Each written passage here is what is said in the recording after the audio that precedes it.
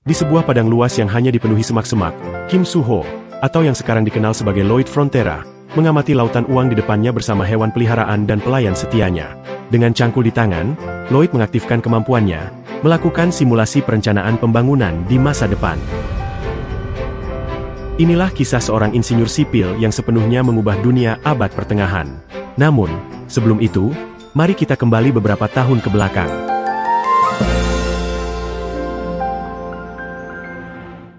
Kamu telah dipilih secara acak oleh makhluk absolut sebagai kandidat.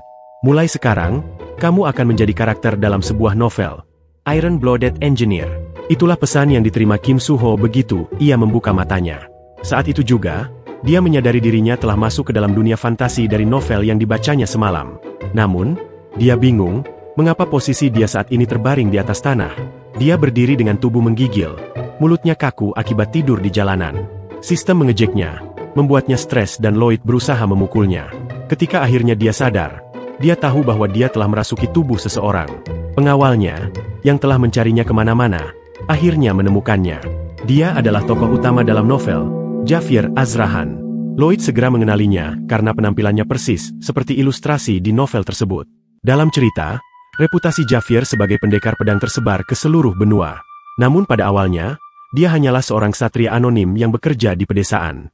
Ketika Lloyd menyadari bahwa dirinya adalah Lloyd Frontera, si pemuda bermasalah, dia merasa sangat kesal. Melihat ini, Javier mengatakan bahwa dia tidak pernah menyebutnya sebagai pemuda bermasalah, tapi dia senang karena Lloyd memiliki kesadaran diri. Sesampainya di rumah keluarga, Javier sedang menghangatkan diri di depan perapian sambil bertanya, apakah Lloyd benar-benar tidak ingat apa yang terjadi. Ternyata, Lloyd minum hingga mabuk berat, menghancurkan bar, dan berhasil pulang hanya dengan mengikuti nalurinya, namun pingsan di tengah jalan. Lloyd yang masih menggigil melihat lantai. Meskipun hangat, lingkungan sekitarnya tetap sangat dingin, seperti yang diharapkan di dunia fantasi abad pertengahan. Sebelum pergi, Javier mengatakan akan melaporkan insiden di bar tersebut kepada ayah Lloyd. Lloyd kemudian menanyakan tentang hutang keluarganya.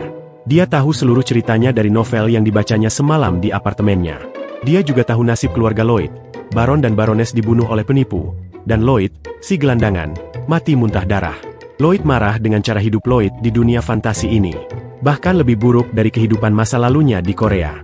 Keesokan harinya, ibunya bertanya apakah dia benar-benar menghancurkan barang-barang di bar malam itu, dan memintanya untuk meminta maaf kepada pemilik bar kali ini. Lloyd berpikir bahwa pemilik tubuh aslinya yang seharusnya meminta maaf, karena dia tidak melakukan apa-apa. Namun dia tetap mengatakan bahwa dia akan meminta maaf. Kata-katanya benar-benar membuat ibunya dan Javier kaget. Mereka tidak pernah membayangkan Lloyd akan meminta maaf kepada siapapun. Di kota, seorang pria yang sedang bekerja, melihat Lloyd dan pengawalnya berjalan melintasi kota. Pria itu begitu ketakutan hingga dia bersembunyi di belakang gerobak. Sebenarnya, ini terjadi pada semua orang di kota. Bahkan anak-anak diberitahu untuk tidak melakukan kontak mata dengannya. Dia bertanya-tanya mengapa Javier mengikutinya. Javier mengatakan bahwa Tuan memintanya untuk mencegah terjadinya kecelakaan lagi. Singkatnya, dia ada di sana untuk melindungi penduduk desa dari Lloyd. Lloyd berpikir apakah dia sebaiknya membersihkan citranya terlebih dahulu. Namun, masalah yang lebih mendesak adalah menghasilkan banyak uang untuk melunasi hutang keluarganya, agar dia bisa menikmati hidup yang layak. Dia memeriksa sistem untuk mencari trik yang bisa dia gunakan, namun hanya menemukan dua kemampuan yang tidak berguna. Javier bertanya kemana Lloyd akan pergi karena mereka sudah berada di depan bar. Lloyd mengatakan dia teralihkan dan tidak sadar sudah sampai. Namun, Javier masih curiga dengan tindakannya dan menduga dia berbohong. Saat Lloyd masuk ke dalam bar, Javier merasa bahwa Lloyd berbeda dari malam sebelumnya. Seolah-olah dia telah menjadi orang yang lain. Di dalam bar, terlihat bahwa Lloyd memang membuat kekacauan malam sebelumnya. Dia meminta maaf, namun permintaan maaf itu malah membuat pemilik bar semakin waspada. Melihat pemilik bar ketakutan karena Lloyd berbicara dengan nada formal, dia mencoba bersikap sedikit lebih sombong. Tapi sepertinya permintaan maafnya tidak berjalan dengan baik. Di luar, Javier mengatakan bahwa wajar saja jika pemilik bar tidak menerima permintaan maafnya, karena Lloyd telah menghancurkan semua furnitur dan dekorasi yang membutuhkan waktu lama untuk diperoleh. Javier mengatakan bahwa pemilik bar hanya akan puas setelah menerima kompensasi. Tapi Lloyd masih harus melunasi banyak hutang keluarganya. Javier melanjutkan, mengatakan bahwa kondisi ibu pemilik bar semakin memburuk karena dinginnya musim dingin. Namun, hal ini justru memberikan Lloyd ide cemerlang. Seolah-olah lampu menyala di kepalanya. Dia teringat bahwa di dunia ini belum ada konsep lantai batu yang dipanaskan. Jika dia bisa membuatnya di sini, pastinya akan sangat laku. Ini adalah sesuatu yang tidak mungkin dilakukan oleh Lloyd, tetapi dengan pengetahuan Kim Soo-ho, hal itu mungkin. Di Korea, dia belajar teknik sipil dan bahkan berhasil membangun rumah saat berada di militer. Dengan penuh semangat, dia memberitahu Javier bahwa dia akan kembali ke bar. Namun, saat dia kembali, dia menerima pemberitahuan dari sistem yang mengatakan bahwa perjalanan sebenarnya baru saja dimulai. Kini, dia bisa mendapatkan poin RP dari orang-orang di sekitarnya. Awalnya, Lloyd tidak sepenuhnya mengerti apa arti poin itu dan membayangkan mungkin mirip dengan XP. Namun, berbeda dengan XP, dia tidak mendapatkannya dengan membunuh monster, melainkan dengan meningkatkan hubungan dengan karakter lain. Maka dari itu, dia memutuskan untuk mencoba bagaimana sistem ini bekerja pada Javier. Tingkat kesan Javier terhadapnya berada di -30. Merasa bahwa angka ini sangat rendah, dia mencoba memuji Javier dengan mengatakan bahwa dia tampan. Namun, ini justru membuat kesan Javier semakin buruk, menjadi -31. Lloyd memutuskan untuk tidak melanjutkan percobaan ini agar tidak membuat Javier semakin kesal, lalu melanjutkan perjalanannya ke bar. Di sana, Lloyd mencoba membuat kontrak dengan pemilik bar. Dalam kontrak itu, tertulis bahwa dia akan membangun sesuatu untuk membayar semua kerusakan yang sudah dibuatnya. Pemilik bar, tentu saja, menjadi waspada dan curiga, bahkan menggunakan kemampuan penghalang mental untuk melindungi dirinya. Karena reputasinya sudah benar-benar hancur, Lloyd tidak bisa begitu saja berpura-pura menjadi orang lain untuk menebusnya. Sebaliknya, dia menggunakan reputasinya sebagai seorang pemuda bermasalah untuk memaksa pemilik bar menandatangani kontrak. Setelah kontrak berhasil ditandatangani, Lloyd mengatakan bahwa pemilik bar telah membuat pilihan yang tepat dengan bernegosiasi dengannya, sementara pengawalnya memandangnya dengan penuh curiga. Di halaman bar, Lloyd mulai mengukur tanah dengan sekop. Javier, yang masih curiga, bertanya apakah Lloyd sedang mencoba membuat pola perilaku buruk yang baru. Lloyd menjawab bahwa Javier hanya menilai dirinya berdasarkan tindakan di masa lalu, tetapi sekarang semuanya sudah berubah. Dia berjanji akan membuat mereka tersenyum pada akhirnya. Lloyd mulai menggali tanah, meratakannya, dan memukulnya beberapa kali hingga halus. Kemudian, dia membangun struktur rumah dengan menggunakan kayu dari gudang rumah keluarganya. Seminggu kemudian, fondasi rumah hampir selesai. Yang tersisa hanyalah menggunakan tanah liat merah dari sungai untuk melengkapi pembangunan. Namun, tubuh Lloyd masih lemah, tidak seperti mesin yang tak kenal lelah. Javier benar-benar terkesan bahwa Lloyd benar-benar memenuhi janjinya kepada pemilik bar, meskipun dia terlihat sangat kelelahan. Meski begitu, Lloyd berkata bahwa dia tidak punya waktu untuk beristirahat dan terus bekerja. Saat dia bersiap untuk memotong kayu, Javier menghentikannya, mengambil kapak dari tangannya, dan bertanya apa yang perlu dilakukan. Dengan cepat, Javier melempar papan kayu ke udara dan memotongnya menjadi bentuk yang sempurna. Lloyd terkesan dan memberinya jempol. Ini memang yang diharapkan dari seseorang yang akan menjadi master pedang, kata Lloyd, bahkan membandingkannya dengan alat modern. Kemudian, dengan berani, Lloyd meminta Javier membantunya menggali, meskipun jelas ini membuat Javier kesal. Bukannya berterima kasih, Lloyd malah memintanya untuk bekerja lebih banyak. Namun, Lloyd berhasil meyakinkan Javier, mengatakan bahwa jika mereka menyelesaikan pekerjaannya lebih cepat, Javier bisa memuaskan rasa penasarannya tentang apa yang sedang Lloyd kerjakan. Tanpa pilihan lain, Javier akhirnya setuju membantu Lloyd, dan tidak lama kemudian mereka berhasil menyelesaikan pembangunan rumah itu. Javier kemudian bertanya tentang simbol yang terukir di plakat rumah itu, namun Lloyd menjawab bahwa itu adalah logonya. Kemudian, Lloyd menyalakan perapian dan memanggil pemilik bar dan ibunya untuk melihat hasil kerjanya. Begitu mereka masuk ke dalam ruangan yang hangat, ibu pemilik bar berkata bahwa ia merasa persendiannya mulai rileks, sementara pemilik bar bertanya-tanya bagaimana Lloyd bisa melakukannya. Lloyd berpikir bahwa wajar saja jika orang-orang di dunia ini terkejut. Ini adalah kekuatan teknik pemanas lantai andal dari Korea. Javier pun terkesan melihat bahwa Lloyd benar-benar berhasil membuat dua orang tersenyum. Meskipun Javier masih meragukan niat Lloyd, tak dapat dipungkiri bahwa karena Lloyd, dua orang kini merasa bahagia. Kesan Javier terhadap Lloyd meningkat 2 poin, dan Lloyd mendapatkan 36 poin RP. Lloyd bahkan bercanda dengan pengawalnya, mengatakan bahwa Javier mungkin berpikir, bagaimana bisa sampah seperti ini punya ide seperti itu. Meski menghabiskan sedikit biaya untuk membangun rumah ini, tidak masalah, karena rumah contoh ini akan menjadi etalase dari sumber uang barunya. Beberapa hari kemudian, orang-orang mulai mengantri untuk merasakan sauna yang dibuat Lloyd. Mereka yang keluar dengan berkeringat, hanya membuat yang belum masuk semakin penasaran. Lloyd memanfaatkan kesempatan ini untuk mencoba menjual idenya. Dia membuat dua rencana berbeda, tipe A, yaitu bangunan terpisah, dan tipe B, yaitu renovasi lantai rumah yang sudah ada. Dia juga menawarkan diskon 10% jika mereka membeli kedua paket tersebut sekaligus. Sementara Lloyd sedang sibuk menawarkan kontrak, Tiba-tiba ayahnya muncul dan bertanya apa yang sedang dia lakukan. Lloyd langsung merasa cemas ketika melihat kehadiran ayahnya. Dan sekarang, di dalam mansion, mereka sedang makan malam berhadapan di meja.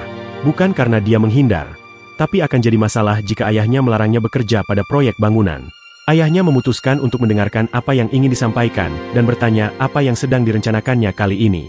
Lloyd mencoba bersikap biasa saja, seperti dirinya sendiri, dan menjelaskan bahwa satu-satunya yang dia lakukan hanyalah membangun ruangan berpemanas untuk pemilik bar. Namun, ayahnya sudah tahu tentang kontrak yang dia buat, dan memperingatkannya bahwa berbohong serta menipu rakyat tidak akan ditoleransi. Lloyd membantah dan mengatakan bahwa itu bukan niatnya, kemudian meminta izin untuk pergi. Namun, ayahnya bertanya apakah dia khawatir tentang keadaan keluarga mereka. Dia melanjutkan dengan mengatakan agar Lloyd tidak perlu khawatir, karena dia akan mengatasi situasi ini dengan cepat, dan mengingatkannya agar tidak menyimpang dari jalan yang benar. Lloyd teringat bahwa dalam kehidupan masa lalunya, dia juga mendengar kata-kata yang sama dari ayahnya. Pada saat itu, dia berpikir semuanya baik-baik saja, tetapi ternyata itu semua hanya kebohongan. Saat Lloyd pergi, dia berkata kepada ayahnya agar tidak menyerah dan tetap kuat. Kata-kata itu adalah yang seharusnya dia ucapkan kepada ayahnya dulu. Saat berjalan di lorong, sambil memikirkan permintaan-permintaan yang diterimanya, dua penagih utang lewat tanpa menyapanya. Di dalam ruangan Baron, mereka mengatakan bahwa dia hanya punya 5 hari sebelum tenggat waktu, dan jika dia terus tidak membayar, mereka tidak akan tinggal diam. Lloyd, yang sedang menguping dari balik pintu, berpikir bahwa ini adalah waktu yang tepat untuk muncul. Dia ingat mendapatkan beberapa RP ketika kesan Javier meningkat, dan dia mendapati bahwa RP itu bisa digunakan untuk meningkatkan keterampilannya. Sebuah pemindaian muncul, menganalisis semua keterampilan yang dia miliki. Sistem menyatakan bahwa dia lebih pintar dari yang terlihat, membuat Lloyd marah, mengatakan bahwa itu jelas karena dia dulu adalah siswa beasiswa berprestasi. Dua keterampilan yang dia peroleh berdasarkan pengetahuannya saat ini adalah pengukuran dasar dan desain dasar. Meskipun Lloyd tidak sepenuhnya mengerti apa arti keterampilan itu, dia memutuskan untuk membelinya. Pengukuran dasar diaktifkan, dan matanya mulai bersinar hijau. Saat dia melihat keluar, dia bisa menghitung luas tanah hanya dengan matanya. Keterampilan desain dasar menciptakan layar di depannya yang mampu menggambar model dengan cepat. Jauh lebih berguna dibandingkan menggambarnya di atas kertas. Meski pekerjaan akan menjadi lebih mudah mulai sekarang, masih ada masalah konstruksi karena dia tidak punya cukup tenaga kerja. Lloyd berpikir bahwa memiliki alat berat seperti ekskavator akan sangat memudahkan. Sistem mengatakan bahwa mungkin untuk memanggilnya, membuat Lloyd sangat bersemangat, namun butuh 50 Rp untuk memanggil spesies fantasi secara acak, sementara dia hanya memiliki 1. Meski begitu, itu bagus, karena jika spesies fantasi sesuai dengan bayangannya, mereka mungkin lebih berguna daripada alat berat. Kembali ke penagih utang. Mereka mengancam Baron, mengatakan bahwa jika dia tidak punya cukup uang untuk membayar, mereka mungkin akan mengambil istrinya dan menjualnya. Namun, pada saat itu, Lloyd muncul dan bertanya apakah mereka kehilangan tata krama hanya karena mereka adalah penagih utang. Mereka bertanya mengapa seorang anak mencampuri urusan orang dewasa, tetapi sebelum mereka menyuruhnya pergi, Lloyd meminta surat undangan mereka. Dalam hukum bangsawan kerajaan, Pasal 3, Bagian 6, disebutkan bahwa semua bangsawan memiliki hak untuk melindungi hak dan kepentingan mereka, dan memasuki rumah bangsawan tanpa undangan setara dengan invasi. Penagih utang mengaku tidak pernah mendengar hukum itu, tetapi Lloyd menantang mereka untuk memeriksanya bersama dan memanggil Javier. Segera setelah Javier masuk ruangan, Lloyd memerintahkannya untuk memotong tangan para penyusup itu. Penagih utang bertanya apakah Lloyd sudah gila, atau apakah dia berencana menyelesaikan masalah ini di pengadilan. Lloyd menjawab bahwa itulah sebabnya dia menyuruh mereka memeriksanya bersama. Dia ingin melihat pihak mana yang akan dipilih oleh pengadilan. Melihat Javier menghunus pedangnya, kedua penagih utang itu ketakutan dan lari, sambil berkata bahwa mereka akan menyesali hal ini. Ayahnya, yang tampak ketakutan, memprotes bahwa ini tidak akan membantu menenangkan situasi, sampai Lloyd melemparkan sekantong uang di atas meja. Dia mengatakan bahwa itu adalah pembayaran awal yang diterimanya, dan jumlahnya cukup besar untuk bulan ini. Ayahnya awalnya berpikir Lloyd memeras orang-orang, tetapi Javier meyakinkannya bahwa dia terus memantau Lloyd untuk memastikan bahwa dia menepati janjinya. Melihat bahwa Javier mempercayai putranya, sang ayah memutuskan untuk mempercayainya kali ini. Di koridor, Javier bertanya bagaimana Lloyd tahu tentang hukum itu, karena dia selalu mengira Lloyd adalah orang yang bodoh. Namun, Lloyd dengan marah menjawab bahwa dia menemukannya entah di mana. Faktanya, dia menemukannya di dalam novel. Setelah kematian orang tua Lloyd, penagih utang ingin menggali dan mengambil mayat mereka untuk dijual. Pada saat itu, Javier menyebutkan hukum itu dan memenggal kepala kedua penagih utang tersebut. Mengetahui isi novel memang menguntungkan, namun satu pesan menarik perhatiannya saat ini. Lloyd mendapatkan 60 HP karena kepercayaan ayahnya meningkat. Dia pergi ke area terpencil, jauh dari orang-orang, dan mengaktifkan pemanggilan acak. Beberapa roda gigi mulai melayang di udara, membentuk lingkaran sihir. Namun, ukurannya kecil, jauh lebih kecil dari yang dibayangkannya. Dari lingkaran itu, seekor tikus kecil muncul, jatuh ke tanah. Melihat tikus sekecil itu, Lloyd Frontera berpikir pemanggilannya gagal, membuat tikus malang itu menangis. Tikus itu berhasil berkomunikasi dan mengatakan bahwa pemanggilan itu bukan kegagalan, dan dia bisa melakukan banyak hal. Lloyd Frontera bertanya apa saja yang bisa dilakukannya. Lalu tikus itu mengeluarkan sebuah buku panduan. Meskipun merasa jijik karena buku itu tertutup air liur, Lloyd Frontera tetap mengambilnya. Dari buku itu, dia mengetahui bahwa selain lucu, tikus ini bisa diubah kondisinya melalui makanan. Biji merah membuatnya menjadi raksasa selama 12 jam, sedangkan biji biru mengecilkan ukurannya. Lloyd bertanya apakah tikus itu bisa sebesar manusia, karena hamster adalah penggali yang handal. Jika sebesar manusia, akan sangat berguna. Ketika Lloyd memberinya makanan, hamster itu mulai bersinar dan tumbuh. Hamster itu tumbuh begitu cepat sehingga menabrak Lloyd dan membuatnya terpental.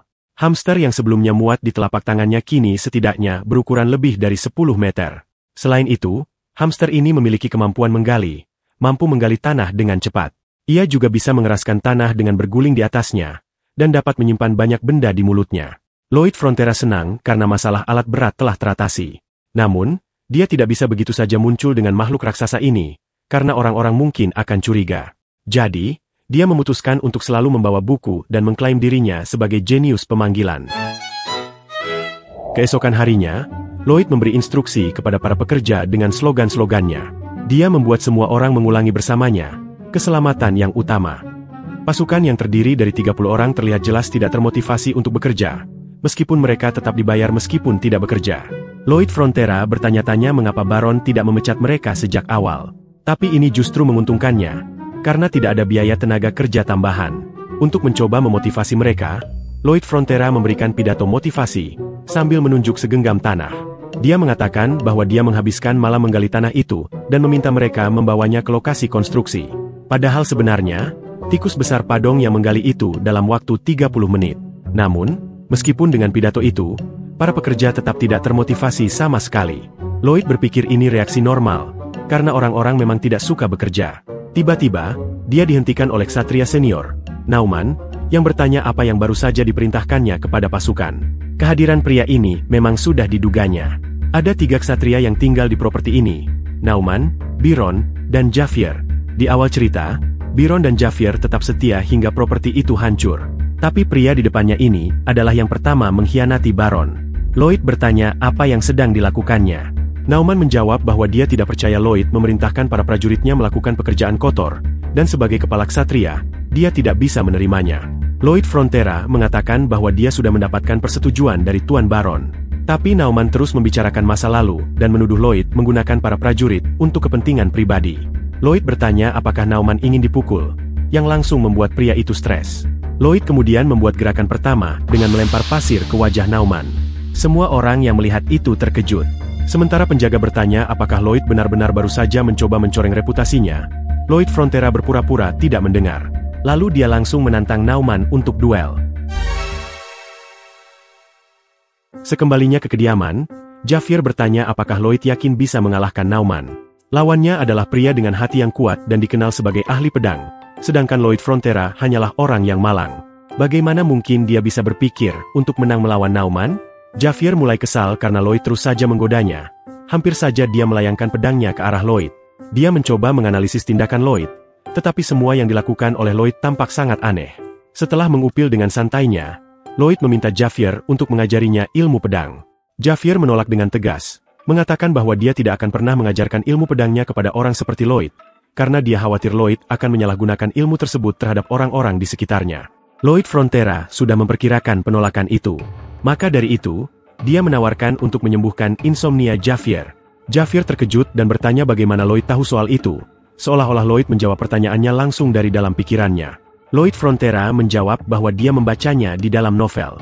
Dalam cerita tersebut, tingkatan para ksatria dibagi menjadi 4 level, dan level Javier adalah ahli pedang. Sebentar lagi, dia akan naik ke level tertinggi, yaitu master pedang. Penyebab insomnia Javier adalah karena sarafnya yang sudah mencapai tingkat manusia super. Javier akhirnya setuju dengan kontrak yang ditawarkan Lloyd, tetapi dia akan mengajarkan ilmu pedang hanya jika Lloyd bisa membuatnya tidur. Javier menambahkan bahwa dia sudah mencoba berbagai metode untuk mengatasi insomnianya, mulai dari terapi perilaku kognitif, obat herbal, hingga terapi aroma. Meski sudah mencoba banyak hal, dalam hitungan menit setelah itu, Javier sudah tertidur pula seperti bayi, memeluk bantalnya erat-erat. Metode yang digunakan Lloyd Frontera untuk membuatnya tidur ternyata sangat sederhana, sama seperti cara guru yang membosankan di kelas. Dia bicara begitu banyak sampai akhirnya Javier tertidur. Setelah Lloyd menepati bagiannya dalam kesepakatan, semua teknik pedang Javier akan menjadi miliknya. Keesokan harinya, Javier yang kini merasa segar setelah tidur nyenyak, menyuruh Lloyd Frontera memulai pelatihan dengan berlari 50 putaran. Mengejutkannya, Lloyd mulai berlari tanpa mengeluh. Saat menyelesaikan putaran pertama, Lloyd berkata dia benci melakukan ini. Namun, di putaran kedua, sikapnya mulai berubah. Dia benar-benar tidak menyangka bisa melakukannya tanpa mengeluh. Pada putaran ketiga, Lloyd mengungkapkan rencananya, mengatakan bahwa Javier mungkin akan mengatakan sesuatu seperti, "Kamu tidak berbakat untuk ini," lalu mengabaikan pelatihannya. Sementara Lloyd terus mengganggu Javier dengan tingkahnya, dia mendapatkan sebuah keterampilan dari sistem yang memintanya untuk memukul dirinya sendiri, tetapi Lloyd memutuskan untuk mengabaikan itu. Akan jadi bohong jika Lloyd mengatakan dia tidak lelah. Namun, ini bukan apa-apa dibandingkan kehidupannya yang dulu. Dia tidak punya keluarga dan bangun sendirian setiap hari. Dia bekerja mengangkat batu bata sampai lantai 4 gedung setiap hari, dan di malam hari, dia membongkar muatan truk. Semua itu dia lakukan hanya untuk bertahan hidup, dengan harapan suatu hari semuanya akan menjadi lebih baik. Dibandingkan rasa sakit dan keputusasaan itu, latihan ini tidak ada apa-apanya. Melihat tekad dan ketulusan Lloyd, Javier akhirnya memutuskan untuk mengajarkan teknik pedangnya. Di dalam mansion, Nauman berbicara dengan Baron. Dia kecewa karena putra Baron berani menghina seseorang yang telah melindungi keluarganya begitu lama. Baron berharap putranya bisa menjadi lebih rasional, tetapi sepertinya dia salah. Baron berkata dia tidak akan menghentikan duel ini. Tetapi dia meminta agar tidak terlalu menyakiti Lloyd, karena bagaimanapun juga, dia masih pewaris dari tanah ini. Nauman menerima permintaan itu, tetapi niat aslinya sama sekali berbeda. Dia berencana membunuh Lloyd dalam pertarungan tersebut. Jika Baron berani protes, dia akan membunuh Baron dan istrinya, lalu membuatnya seolah-olah mereka bunuh diri. Semuanya berjalan sesuai rencananya. Sebulan kemudian, pertarungan yang ditunggu-tunggu akhirnya dimulai. Baron dan Baroness, bersama para pelayan, menyaksikan dengan cemas. Nauman bertanya apakah Lloyd Frontera sudah siap. Sambil hanya membawa skop, Lloyd menjawab bahwa sebaiknya Nauman bersiap untuk dihajar habis-habisan. Semua orang yang menonton pertarungan dari luar bertanya-tanya, apakah Lloyd benar-benar akan bertarung hanya dengan skop. Javier menjelaskan bahwa dia sendiri yang meminta Pandai Besi untuk menempa skop tersebut. Ayahnya merasa sangat kecewa, berpikir bahwa Lloyd mempermainkan situasi yang serius. Namun, Javier yang sudah mengamati Lloyd selama sebulan terakhir, meragukan bahwa dia hanya main-main. Pagi-pagi sekali, Lloyd melakukan latihan dasar tanpa mengeluh. Setelah itu, dia pergi ke lokasi konstruksi untuk mengajari warga tentang teknik andal, lalu berlatih ilmu pedang hingga tertidur di malam hari. Seseorang yang begitu berdedikasi selama sebulan penuh tidak mungkin hanya bercanda. Javier yakin bahwa Lloyd serius menghadapi pertarungan ini. Baron membuka duel di antara mereka, dan Lloyd Frontera memulai pertarungan dengan sikap yang tampak biasa-biasa saja. Nauman, yang sudah merasa marah padanya, menjadi yang pertama menyerang, namun serangannya berhasil ditangkis. Baik ayahnya maupun Javier terkejut melihat Lloyd mampu menangkis serangan pertama Nauman. Dan itu bukan sekadar keberuntungan, karena Lloyd terus berhasil menangkis serangan-serangan berikutnya. Javier terkagum dengan efisiensi luar biasa dari gerakan Lloyd. Rasanya seperti teknik pedang yang berkembang selama bertahun-tahun. Sebenarnya, itu adalah teknik modern, yaitu serangan bayonet, sesuatu yang dipelajari oleh semua pria Korea di militer. Bahkan penggunaan sekop sebagai senjata tidak sembarangan. Selain bisa digunakan untuk bertahan, sekop itu juga bisa digunakan untuk menyerang. Untuk pertarungan ini, Lloyd Frontera datang dengan persiapan 100%. Pertama, dia mempersiapkan sekopnya. Kedua, dia menguasai teknik pedang dasar. Dan terakhir, dia memiliki kemampuan sinkronisasi alat untuk penggalian, yang berhasil dia beli berkat bantuan Javier dan orang tuanya. Saat itulah Nauman menunjukkan mengapa dia adalah seorang ksatria Baron. Dia mulai mempercepat aliran mana di dalam tubuhnya menggunakan hati mana. Benar-benar siap untuk menyerang kali ini. Dia maju dengan sangat cepat ke arah Lloyd Frontera. Bahkan Javier merasa itu mustahil bagi orang biasa untuk menahan serangan dari seseorang yang memiliki hati mana. Tapi, tentu saja, Lloyd bukan orang biasa. Meskipun Nauman menyerang dengan kekuatan penuh dan berniat membunuh, Lloyd Frontera berhasil menahan pedangnya. Nauman kebingungan, merasa seolah-olah tubuhnya tenggelam.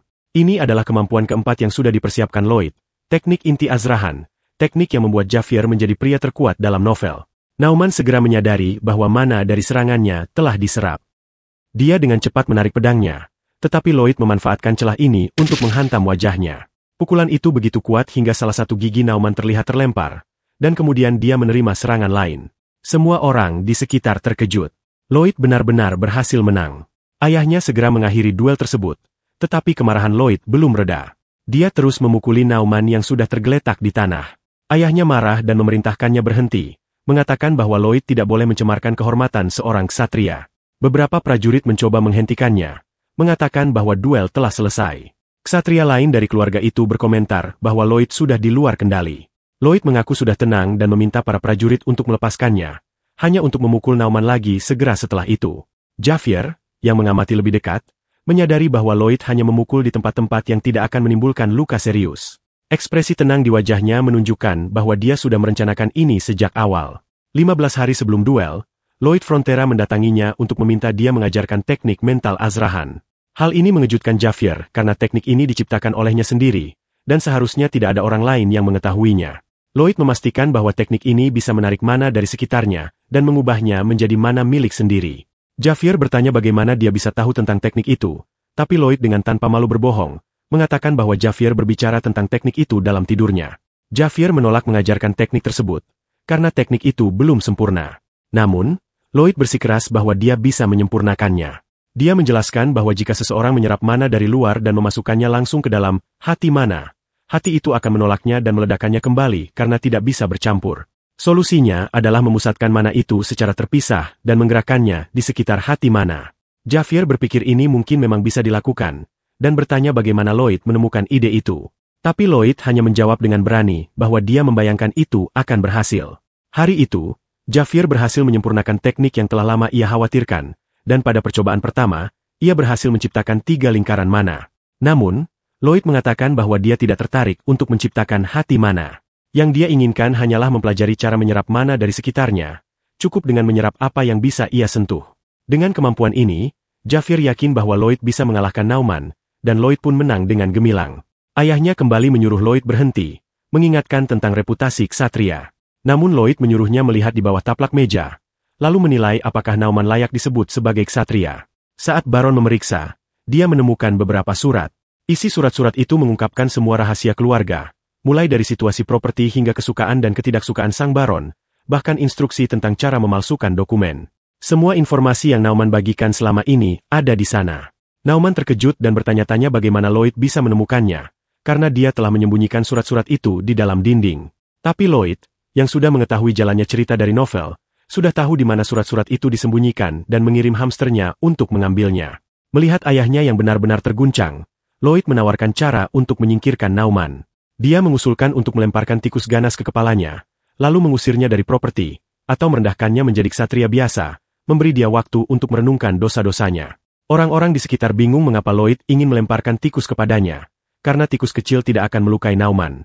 Namun, baik ayahnya maupun orang-orang di sekitarnya menganggap saran itu masuk akal dan cukup murah hati, meski terlihat berbahaya. Baron pun menyetujui hukuman itu dan bertanya, apakah Nauman memiliki keberatan. Tentu saja, Nauman tidak berkeberatan, dan berterima kasih atas kemurahan hati mereka.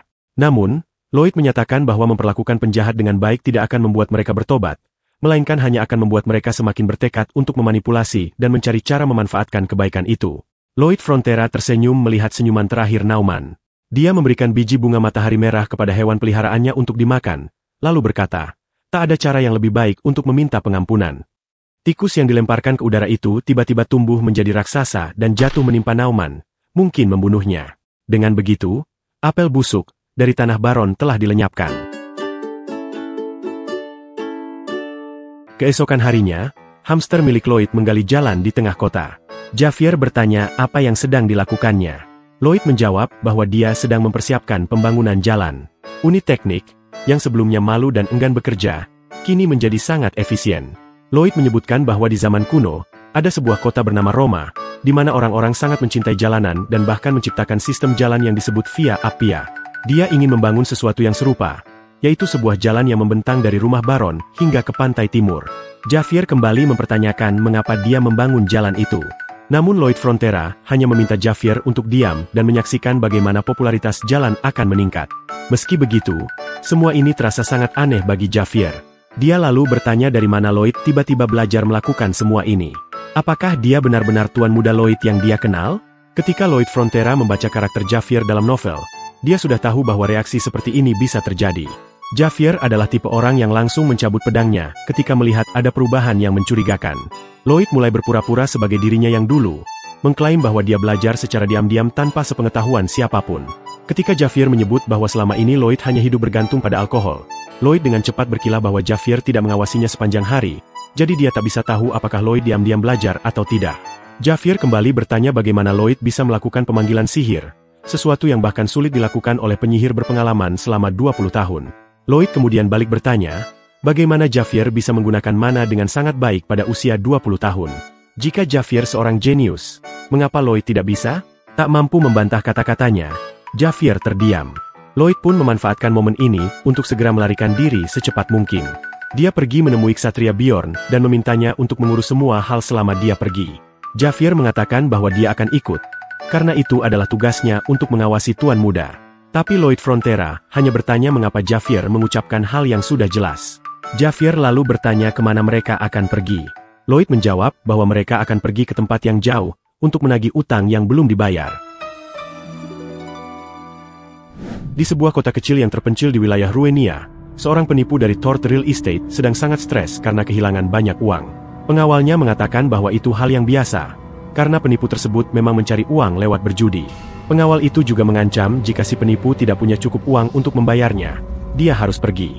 Si penipu ketakutan, berjanji bahwa dia masih bisa membayar, dan memohon agar pengawalnya tidak pergi. Dia berkata bahwa dia masih bisa menghasilkan uang dengan menipu orang lain lagi, tetapi karena banyak orang sedang mencarinya, lebih baik dia bersembunyi untuk sementara waktu. Pada saat itu, Lloyd Frontera menendang pintu bar hingga terbuka. Si penipu bertanya apa yang terjadi dengan Lloyd. Namun, ketika Lloyd memperkenalkan dirinya sebagai Lloyd Frontera, pria itu terkejut seperti melihat hantu. Si penipu segera memerintahkan pengawalnya untuk lari bersamanya, dan dengan sekali lompatan, dia melompat melalui jendela bar. Namun, ketika dia tiba di gang, sudah ada seorang pria yang menunggunya di sana, Javier. Dia memerintahkan pengawal tersebut untuk menyerahkan si penipu dan pergi. Jika menolak, dia akan dianggap sebagai kaki tangan. Pengawal itu tidak mau menyerah begitu saja. Saat dia bersiap melancarkan sihir, dia bertanya apakah Javier bahkan tahu cara menggunakan pedang. Lloyd Frontera, yang mengamati pertarungan dari jendela yang pecah, berkata bahwa dalam novel, setelah kehilangan Baron, Javier menuntut balas dan bertarung dengan pengawal ini. Pengawal itu adalah penyihir hitam jahat pertama yang Javier hadapi, dan dia harus melawan kekuatan gravitasi. Penyihir hitam itu kemudian menggunakan sihir gravitasinya dan mengarahkannya ke Javier. Meskipun Javier berhasil mempertahankannya dengan pedang, sihir itu meluas dan menciptakan medan gravitasi di sekelilingnya. Penyihir hitam itu kemudian mengaktifkan gravitasi, menyebabkan Javier memecahkan tanah dengan kakinya. Saat Javier melawan pria ini dalam novel, dia baru mencapai level ahli pedang. Tetapi sekarang Javier telah memiliki 3 lingkaran mana dan dengan mudah memotong sihir gravitasi tersebut. Melihat bahwa mustahil untuk menghadapinya secara langsung, penyihir hitam itu melarikan diri, mengatakan bahwa itu bukan bagian dari kontrak. Javier kemudian bertanya, apakah si penipu tahu apa yang terjadi jika dia melakukan kejahatan? Javier bermaksud memotong kaki penipu itu, agar dia merangkak ke pengadilan. Namun, pada detik terakhir, Lloyd menyelamatkan si penipu, melangkah di tengah serangan dan menghentikannya. Lloyd berteriak kepada Javier, mengatakan bahwa jika mereka membawa masalah ini ke pengadilan, hukuman bagi si penipu bisa jadi mati. Javier terkejut, karena Lloyd baru saja menunjukkan kebaikan kepada orang lain. Mereka mengikat dan mengurung si penipu di dalam ruangan. Melihat ekspresinya yang cemas, Lloyd Frontera memberitahunya untuk tidak terlalu takut, karena dia tidak akan membunuhnya. Lagi pula, jika dia melakukannya, orang-orang yang memberi pinjaman uang padanya pasti akan membuat keributan. Si penipu bertanya apakah Lloyd Frontera akan memaafkannya. Lloyd menjawab bahwa dia tidak akan membawanya ke pengadilan, tetapi dia mengharapkan kompensasi dalam bentuk uang. Namun, Karena si penipu tidak memiliki uang untuk membayar, Lloyd Frontera memiliki cara lain untuk memaafkannya. Yang perlu dilakukannya hanyalah menandatangani kontrak ini. Dan itu saja. Si penipu bertanya, kontrak macam apa ini? Lloyd menjelaskan bahwa itu hanya kontrak kerja biasa, dan dia akan dibayar, tentu saja. Namun, 80% dari gajinya akan digunakan untuk membayar utang, yang harus dilunasi setelah 520 tahun. Ini mengejutkan si penipu dan Javier. Jelas bahwa Lloyd tidak ada di sana hanya untuk bersimpati dan memaafkan. Lloyd Frontera berpikir bahwa dia tidak pernah segila itu untuk membunuh orang yang berutang padanya. Dia akan menyedot setiap tetes uang yang bisa didapatnya sepanjang sisa hidupnya. Si penipu bertanya bagaimana Lloyd bisa membuat kontrak yang tidak adil seperti itu. Namun, ketika Lloyd Frontera mengancam akan membawanya ke pengadilan, dia akhirnya menandatangani kontrak tersebut dengan segera. Kembali di dalam kereta dalam perjalanan menuju kota, terlihat si penipu masih terikat. Javier menyebutkan bahwa berkat uang si penipu ini, mereka tidak perlu khawatir tentang bunga selama beberapa bulan. Namun, Lloyd Frontera mengoreksi Javier, mengatakan bahwa dia akan menggunakan semua uang itu untuk berinvestasi dalam biaya tenaga kerja, karena 30 prajurit yang ada tidaklah cukup. Beberapa hari kemudian, kita melihat Lloyd Frontera merekrut karyawan. Antrian yang terbentuk sangat panjang, hingga meluas beberapa meter. Dia bertanya kepada Javier, apakah orang-orang ini benar-benar membencinya. Dia yakin mereka memang membenci, tetapi karena menjual di Endal dengan harga yang lebih rendah dan tegas dalam menghukum pengkhianat, orang-orang mulai melihatnya sebagai sosok yang dapat dipercaya dan mampu. Seorang pria di depannya bertanya di mana dia bisa menandatangani kontrak. Namun, dia terlebih dahulu mengucapkan terima kasih karena putranya tidak perlu lagi khawatir kedinginan di musim dingin berkat bantuan Lloyd. Lloyd Frontera merasa malu, karena dia hanya memenuhi kerakusannya. Pria itu melanjutkan, mengatakan bahwa dia memiliki kerabat dari kota lain yang ingin membeli Andal. Lloyd Frontera sudah mengharapkan hal ini terjadi, karena dia tidak membangun Andal tanpa alasan. Sekarang, dia akan menaikkan harga dengan alasan biaya perjalanan dan menghasilkan banyak uang dari mereka. Di pegunungan, Lloyd memberitahu Javier bahwa suatu hari gunung ini akan benar-benar gundul karena Andal mengkonsumsi banyak sumber daya. Pepohonan di sini tidak akan bertahan lama. Itulah sebabnya dia membatalkan pembangunan Appian Way. Di ujung jalan, terdapat cadangan batu bara bitumen yang akan mereka ekstraksi dan jual dengan harga tinggi. Jika Andal mendapatkan tingkat persetujuan yang tinggi, negara lain tidak akan bisa menolaknya. Tentu saja, orang-orang di kota mereka akan mendapatkan diskon, meski hanya sedikit. Lloyd bertanya apakah Javier menganggap ini tidak adil, tetapi dia menjelaskan bahwa jika dia tidak melakukan ini, dia tidak akan bisa melunasi utang keluarganya. Javier setuju dengan hal ini, tetapi menambang di sana mustahil karena sudah pernah ambruk sekali. Namun, Lloyd mengatakan bahwa dia bisa melakukannya, karena dia tahu teknologi penggalian era modern. Dia akan menggunakan metode pelindung. Javier tidak tahu apa yang dimaksud dengan metode pelindung tersebut, tetapi dia mengatakan akan terus mengamati tuan muda yang benar-benar berbeda ini. Namun, bahkan Lloyd Frontera yang membaca novel pun tidak mengetahui semuanya. Di dunia ini, terdapat bahaya tersembunyi, dan di dalam gua terdapat ribuan makhluk mengerikan yang menunggu untuk muncul. Lloyd menempelkan kedua tangannya dan melakukan sihir. Dia mencoba memanggil sebuah apartemen tingkat tinggi dengan melemparkannya ke atas. Tetapi kenyataannya, sihir yang digunakannya hanya untuk mempercepat desain di jarinya. Dia merasa lelah karena proyek ini memakan waktu terlalu lama. Sebenarnya, jika bisa, dia ingin memanggil 100 pekerja undead yang tidak membutuhkan gaji. Akibat insiden dengan Neumann, dia memperoleh 639 poin reputasi karena kesan baik dari orang-orang. Dia meningkatkan keterampilan desain dasarnya dan keterampilan pengukuran dasarnya ke tingkat menengah, sehingga mendapatkan fungsi baru. Setibanya di pintu masuk tambang, dia merenungkan bagaimana seharusnya dia menggali di sana. Dia mengaktifkan keterampilan pengukuran menengahnya dan dapat memindai hingga 5 meter. Dengan kemampuan ini, dia bisa menemukan jalur yang paling aman. Namun, masalahnya adalah bagaimana cara menggali pintu masuk dengan cepat. Manusia akan memakan waktu terlalu lama dan mudah lelah, sementara Padong sudah muak dengan proyek jalan. Dia merasa tidak ada pilihan lain selain menggambar spesies baru secara acak. Dia mengaktifkan portal mini lagi, yang mengeluarkan suara cukup nyaring, dan seekor ular mini muncul darinya. Melihat ular lucu ini, terlihat tidak berguna dari luar, tetapi dia ingat bahwa Padong juga seperti itu. Dia bertanya apakah ular itu bisa tumbuh besar dengan biji bunga matahari. Dia meminta ular itu untuk menunjukkan kemampuannya. Beberapa minggu kemudian, dia melihat bahwa ular itu jauh lebih berguna daripada yang dia bayangkan. Ular itu bisa memakan tanah di depan peralatan perisai, kemudian mencerna makanannya. Saat itu, Javier bersiap untuk serangan. Ular itu mengeluarkan besi, dan Javier bertugas memotongnya, yang kemudian digunakan untuk membangun struktur penyangga tanah. Javier mempertanyakan mengapa dia harus memotong kotoran ular raksasa. Namun, Lloyd Frontera tidak peduli dan memerintahkan semua orang untuk bergerak maju, mendorong perisai besi. Meskipun dia sudah memasang tabung oksigen, dia masih merasa sedikit pusing. Namun, jika bukan karena tabung tersebut, dia mungkin sudah pingsan di dalam. Melihat Lloyd sudah mulai kelelahan, Javier memberitahu bahwa Lloyd juga perlu istirahat, seperti para pekerja lainnya. Tapi Lloyd Frontera mengatakan bahwa dia adalah manajer lapangan dan perlu mengawasi operasi serta bertindak dengan bertanggung jawab. Di Korea, orang-orang yang bertanggung jawab atas pekerjaan biasanya tidak menunjukkan diri di lapangan. Dia sangat membenci orang-orang seperti itu dan berjanji tidak akan pernah menjadi seperti mereka. Lloyd menggunakan kemampuannya dan mendeteksi batu bara bercahaya di depan. Dia menghibur semua orang dengan mengatakan bahwa mereka hampir sampai. Lloyd berterima kasih pada si ular kecil, karena berkat bantuannya, mereka dapat menyelesaikan pekerjaannya 10 kali lebih cepat. Sementara Lloyd Frontera menjelaskan bahwa setelah mereka mencapai batu bara, mereka harus membongkar perisai dan memperluas ruang. Tiba-tiba, mereka mulai mendengar suara dari dalam tanah. Terkejut, Lloyd Frontera menggunakan kemampuannya dan melihat lubang kecil yang tidak ada sebelumnya, dan lubang ini mulai membesar. Tak lama kemudian, seekor semut raksasa muncul dari dalamnya. Javier segera memotong antenanya, dan Lloyd menggunakan sekopnya untuk menghancurkan kepalanya. Kemunculan mendadak monster ini mengejutkan mereka, karena itu bukan sesuatu yang muncul dalam novel. Namun, ini bukan waktu untuk bersantai, karena semut tidak berjalan sendiri. Ribuan semut mulai muncul, dan Lloyd Frontera segera mengevakuasi semua orang keluar. Sementara itu, Javier berhasil menahan beberapa dari mereka, memotongnya menjadi potongan-potongan kecil. Jika ada koloni semut, bisa jadi ada antara 200 hingga 1000 monster di sana. Javier mulai kehabisan napas. Dia tidak akan bisa menahan semuanya.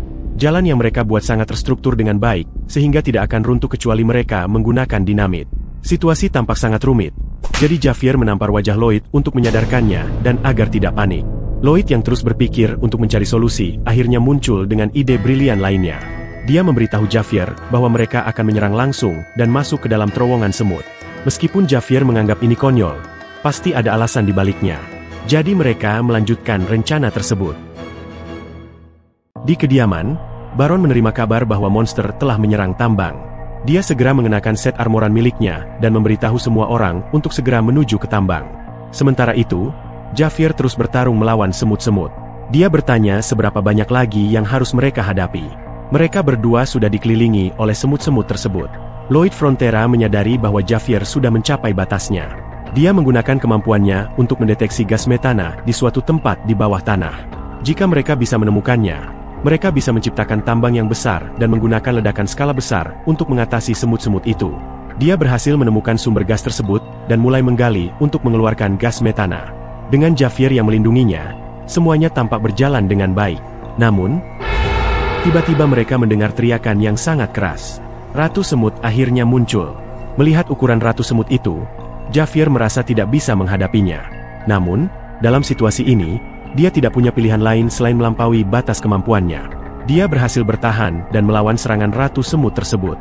Sementara Javier bertarung, Lloyd Frontera terus menggali hingga akhirnya dia berhasil menemukan gas metana. Dia memberitahu Javier untuk segera keluar dari sana dan berlari ke pintu masuk. Sambil membawa obor yang masih menyala, mereka berlari melalui terowongan yang dipenuhi dengan bangkai-bangkai semut. Setelah cukup menjauh, Lloyd melemparkan obor menyala itu ke arah saluran gas. Ratu Semut mencoba menyerang mereka, tetapi terkena ledakan besar yang dihasilkan oleh gas tersebut. Tidak hanya dia, tetapi semua semut di gua juga terperangkap dalam ledakan itu. Di luar, orang-orang mendengar suara ledakan dan gempa hebat dari dalam gua. Baron khawatir tentang keadaan putranya dan mencoba memasuki gua, tetapi dihentikan oleh pengawalnya. Di dalam gua, keduanya selamat dari ledakan, tetapi Javier dan ular mini sudah pingsan. Yang lebih buruk, pintu masuk gua terhalang. Menyadari bahwa mereka akan segera kehabisan oksigen, Lloyd Frontera menggunakan kemampuannya untuk melihat melalui dinding.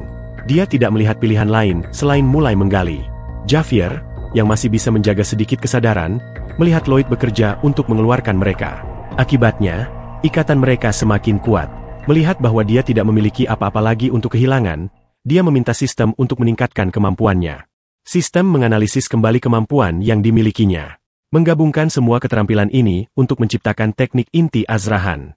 Ketika kemampuan ini terbentuk, dia merasakan kekuatan besar mengalir di dalam tubuhnya. Meskipun dia tidak memiliki inti mana, dia dapat merasakan mana yang bersirkulasi di sekitar intinya. Peningkatan mananya kini mencapai 122%, dan dia memiliki cukup RP untuk dihabiskan. Dia terus meningkatkan kemampuannya, hingga tekniknya mencapai level 10. Saat mencapai level 10, teknik tersebut berevolusi. Dia mulai merasakan 2 lingkaran mana bersirkulasi di sekitar jantungnya. Sekarang peningkatan mananya mencapai 200%, dan dia juga mendapatkan 2 kemampuan baru. Yang pertama mencegah kelelahan selama 10 menit, dan yang kedua mengalihkan mananya 3 kali lipat selama 20 menit. Dia mengaktifkan kemampuan pencegah kelelahan dan mulai menggali tanpa henti menuju jalan keluar. Setelah menggali jauh ke dalam, dia akhirnya melihat lubang yang menunjukkan jalan keluar. Namun, dia masih berjarak 5 meter. Dia tidak menyerah dan terus menggali, hingga jaraknya tersisa 3 meter. Sayangnya, oksigennya habis dan dia terjatuh berlutut, kehabisan tenaga. Dalam keadaan lelah, dia mengaktifkan kemampuan lainnya, power extension, dan terus berpegang erat pada penggalian. Namun, batas waktunya hanya 20 detik, yang tidak cukup untuknya mencapai pintu keluar. Merasa putus asa, dia berpikir bahwa sebagai anak seorang bangsawan di daerah terpencil, dia hanya ingin menjalani hidup yang tenang. Sayangnya, dia hampir mati setelah berusaha keras. Saat dia hampir menerima nasibnya, Padong muncul dengan membuat lubang kecil. Lubang kecil ini cukup untuknya bernapas dan mendapatkan kembali kekuatannya. Meskipun dia lelah, dia bangkit kembali, berpegang pada harapan bahwa hidup damai sebagai bangsawan menantinya tepat di depan. Di dalam gua, kelompok baron menjelajahinya, bahkan bagian yang dalam, mencari 2 orang itu. Hingga dia melihat putranya menggendong Javier di punggungnya. Dia yang telah melampaui batas tubuhnya sendiri, mampu menciptakan kemampuan ketiga yang memungkinkannya bertahan hingga ke sana. Melihat bahwa dia akhirnya mencapai tujuannya, Lloyd Frontera pingsan dalam pelukan ayahnya. Keesokan harinya, orang-orang di kota membicarakan apa yang terjadi. Mereka yang mengira Lloyd hanya anak manja terkesan dengan tekad dan keberaniannya untuk tetap bertahan, melawan semut-semut dan menyelamatkan semua pekerja. Kembali di kamarnya, Lloyd tidur di bawah pengawasan Javier. Begitu membuka matanya, pesan dari sistem muncul, mengatakan bahwa orang-orang terkesan dengan keberanian dan kepahlawanannya. Dia dengan cepat menjadi pahlawan dan mendapatkan 500 RP sebagai imbalannya, yang membuatnya sangat senang. Keesokan harinya, para pekerja semakin termotivasi dalam melakukan penambangan. Ketika mereka melihat Lloyd tiba, semua orang mulai menyapanya dan berterima kasih atas penyelamatan mereka. Kini mereka menganggapnya sebagai sosok yang menyelamatkan hidup mereka dan berpikir bahwa dia berbeda dari bangsawan lainnya. 2 minggu telah berlalu sejak insiden itu, dan meskipun tidak ada kejadian yang berarti, Lloyd Frontera tetap memutuskan untuk memprioritaskan keselamatan dan melakukan pemeriksaan di sekitar tambang. Javier bertanya mengapa dia melakukan hal berbahaya ini secara langsung padahal bisa saja mengirim salah satu pekerja. Namun, Lloyd Frontera menyebutnya bodoh. Dia harus bertanggung jawab atas tugas berbahaya, agar orang-orang tidak mengeluh meskipun dia menghabiskan banyak uang. Mereka sampai di ujung terowongan, dan Javier menyuruh mereka untuk kembali. Tetapi Lloyd Frontera sepertinya melihat sesuatu yang lebih buruk dan mulai menggali untuk menyelidiki, karena mungkin ada telur semut yang belum menetas. Namun, apa yang dia temukan adalah sesuatu yang tidak terduga. Ork terjebak bersama beberapa hewan lainnya, kemungkinan disimpan untuk dimakan nanti.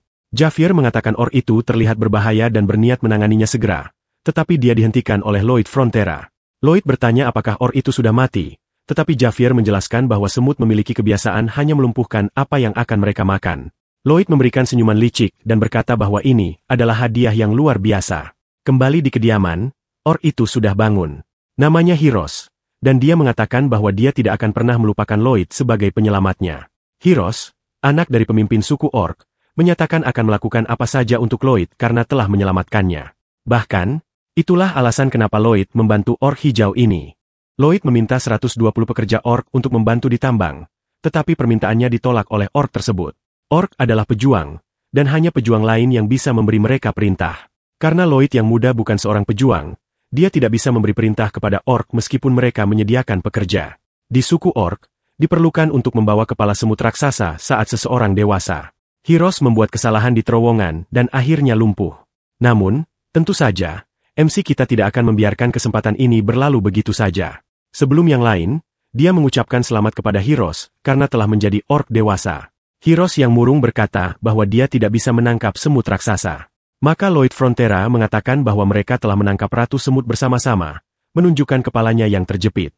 Ork itu mengatakan bahwa dia tidak ingat menangkap semut sebesar itu, tetapi pembohong itu berkata bahwa itu adalah pemandangan yang benar-benar mengejutkan, karena saat dia masuk ke terowongan semut, Ratu Semut itu bergetar ketakutan. Sementara Javier mendengarkan kebohongan menjijikan itu, orc tersebut percaya bahwa mereka berdua adalah pejuang yang hebat dan bersama-sama menangkap Ratu. Lloyd menyebutkan kembali permintaan 120 pekerja. Kali ini orc itu berkata bahwa dia akan merekrut mereka. Seminggu kemudian, di desa suku Pasir Baja, Lloyd Frontera yang telah melakukan perjalanan panjang ke sana menemukan bahwa pemimpin orc menolak permintaannya. Terkejut, dia bertanya mengapa. Kepala orc menjelaskan bahwa mereka perlu berburu setiap hari, dan jika mereka tidak makan protein segera setelah berburu, mereka akan kehilangan kekuatan otot. Javier berkata bahwa orc ini adalah maniak binaraga, jadi akan mustahil untuk meyakinkan mereka. Lloyd Frontera bertanya apakah ada cara untuk mengawetkan daging agar mereka bisa pergi tanpa berburu selama lebih dari 3 hari. Raja orc menjelaskan mereka tidak mengetahui caranya. Lloyd pun menyampaikan bahwa dia mengetahui sebuah cara agar mencegah daging membusuk, meskipun setelah beberapa hari. Beberapa waktu sebelumnya, ketika Lloyd dan rombongannya baru saja sampai di desa, ayah dan anak yang telah berpisah begitu lama sangat emosional saat bertemu kembali. Mereka berlari ke arah satu sama lain dan memberi pelukan yang erat. Dampak dari pelukan itu begitu kuat sehingga menyebabkan angin kencang menyebar di sekitarnya. Lloyd berkata bahwa jika ada orang lain di antara mereka, mereka pasti akan berubah menjadi daging giling. Namun, itu bukan satu-satunya hal yang menarik perhatiannya. Ketika Hiros membawa kepala Ratu Semut sebagai perayaan, orc itu menggunakan benda-benda emas besar untuk berolahraga. Lloyd terkejut dan bertanya-tanya dari mana mereka mendapatkan itu. Seolah-olah mereka mencuri atau mengambilnya dari suatu tempat. Karena ini, dia membuat kesepakatan dengan pemimpin suku orc untuk mendapatkan tenaga kerja dan harta karun tersebut. Javier sedang membaca kontrak dan menemukan bahwa mereka akan membangun gudang penyimpanan makanan berbahan batu. Tanpa mengetahui apa artinya, dia bertanya pada Lloyd. Keluarga kerajaan mengawetkan makanan dengan menggunakan sihir es. Apa yang mereka lakukan mirip dengan itu, tetapi tanpa sihir. Untuk membuatnya, mereka akan memerlukan batu khusus yang disebut granit. Ini adalah batu yang sangat tahan lama dan akan sulit untuk diambil. Biasanya, orang akan menggunakan dinamit untuk mengekstrak batu-batu tersebut.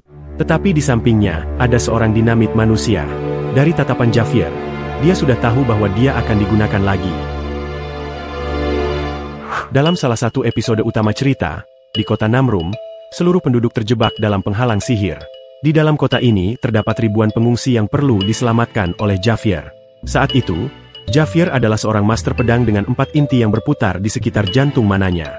Dalam momen putus asa ini, dia secara tidak sengaja menciptakan sebuah keterampilan. Ledakan dari tabrakan itu sangat kuat sehingga selain menghancurkan penghalang sihir, itu juga menjadi salah satu teknik utamanya. Lloyd menjelaskan teknik ini yang bisa dia gunakan. Javier kembali bertanya bagaimana dia tahu tentang hal ini. Namun, Lloyd menjelaskan, ide itu datang secara tiba-tiba. Meskipun alasan sebenarnya dia mengajarkan teknik ini adalah untuk menggunakan Javier, ini tetap akan menjadi dorongan kekuatan yang besar jika Javier bisa mengeksekusinya. Javier kemudian mendekati tebing batu, mengikuti saran dari Lloyd, dia mempersiapkan kekuatan mananya, dan menusuk batu dengan pedangnya, mengakibatkan sebuah ledakan. Ledakan itu begitu kuat sehingga merobek semua pakaiannya, dan bahkan mengacak-acak rambutnya. Dengan marah, Javier bertanya apakah Lloyd tahu bahwa itu akan terjadi. Tapi Lloyd berkata bahwa dia tidak tahu dan meminta maaf. Bagaimanapun, idenya berhasil. Sekarang giliran Javier untuk bekerja. Dia berbicara tentang kehormatan kesatria dan bahwa sekarang dia digunakan untuk konstruksi. Namun, Lloyd menyadari bahwa ini hanyalah cara Javier untuk menunjukkan rasa terima kasihnya. Setelah ini, pembangunan berlangsung cepat. Granit yang dipotong Javier diangkut oleh Padong. Orc-orc yang ketagihan berlatih mulai bekerja sendiri. Karena bantuan ini, mereka akan dapat menyelesaikan pekerjaan 5 kali lebih cepat. Dan yang terakhir mereka butuhkan adalah es dan isolasi termal. Lloyd bertanya kepada Javier di mana orang-orang dengan bahan isolasi berada. Javier menjawab bahwa sudah tepat 3 minggu, dan seharusnya kelompok itu sudah tiba. Ada 2 kemungkinan, entah tentara malas atau terjadi kecelakaan. Lloyd Frontera mengatakan bahwa mereka harus segera memeriksa. Javier menghentikannya dan mengatakan bahwa jika ini adalah misi, dia sebaiknya melakukannya sendiri karena dia tidak tahu kecelakaan apa yang terjadi. Itu bisa berbahaya. Namun, Lloyd telah menjelaskan ini beberapa kali. Dia bertanggung jawab atas konstruksi dan keselamatan para pekerja. Menjelajah lebih dalam ke pegunungan, dia menemukan salah satu sarung tangan yang dia buat khusus untuk digunakan saat menangani bahan isolasi. Javier memperingatkan bahwa dia merasakan energi aneh mendekati ngarai. Aliran mana yang tidak normal, tetapi sangat samar. Memikirkan hal ini, dia mencoba mengingat apakah dia pernah melihat sesuatu yang mirip di salah satu episode novel. Namun, sesuatu membuatnya sangat ketakutan. Dia segera berkata tidak ada waktu lagi, dan mereka harus bergerak cepat, karena semua orang mungkin sudah mati. Mereka menjelajah lebih jauh ke dalam ngarai, menemukan beberapa petunjuk tentang kelompok yang hilang. Sampai akhirnya mereka tiba di penjara bawah tanah Rupalan. Ini adalah tempat yang dicari Javier sejak awal novel, tempat persembunyian seorang penyihir hitam bernama Rupalan. Lloyd Frontera sangat kesal karena ada yang berani menyentuh para pekerjanya. Javier adalah orang pertama yang memasuki gua, menyuruh Lloyd untuk tetap di belakangnya. Javier tidak sengaja menginjak sebuah jebakan sihir, namun berhasil diselamatkan oleh Lloyd Frontera. MC bertanya apakah Javier yakin dia seorang kesatria. Seharusnya dia memikirkan kemungkinan adanya jebakan di dalam. Sebenarnya, Lloyd sudah tahu dalam gua penjara bawah tanah ini, terdapat banyak jebakan, karena dia telah membacanya di dalam novel. Javier pernah jatuh ke dalamnya dan terpaksa melanjutkan perjalanan di dalam penjara bawah tanah dengan tubuh yang penuh luka. Namun, Javier adalah tipe orang yang tidak akan jatuh ke dalam perangkap yang sama 2 kali. Lloyd berkomentar bahwa sebelumnya dia merasakan aliran mana yang normal dan menyuruh Javier untuk menggunakan teknik itu, karena jebakan sihir terhubung dengan mana. Dengan begitu, Javier bisa merasakan adanya anomali. Javier berhasil mendeteksi lokasi jebakan dan mulai memandu jalan ke bagian belakang gua. Sang pendekar pedang berpikir bahwa meskipun tuannya sering berbohong atau bersikeras membuatnya kesal, kali ini tampaknya Lloyd tahu persis apa yang terjadi. Dia tidak merasakan mana atau energi khusus dan berpikir mungkin ini adalah jenis mana yang sangat kuat. Namun, dia memutuskan untuk mengabaikannya dan fokus menyelamatkan para pekerja. Di dalam gua, seorang penyihir hitam merasakan kehadiran para penyusup setelah salah satu jebakan diaktifkan. Mereka mungkin datang untuk menyelamatkan orang-orang yang baru saja diculik. Namun, penyihir hitam itu sudah menyelesaikan pekerjaannya. Dia membuat persiapan yang diperlukan dan mendekati sebuah pintu besi besar. Saat membukanya, para pekerja yang hilang terkurung di sana.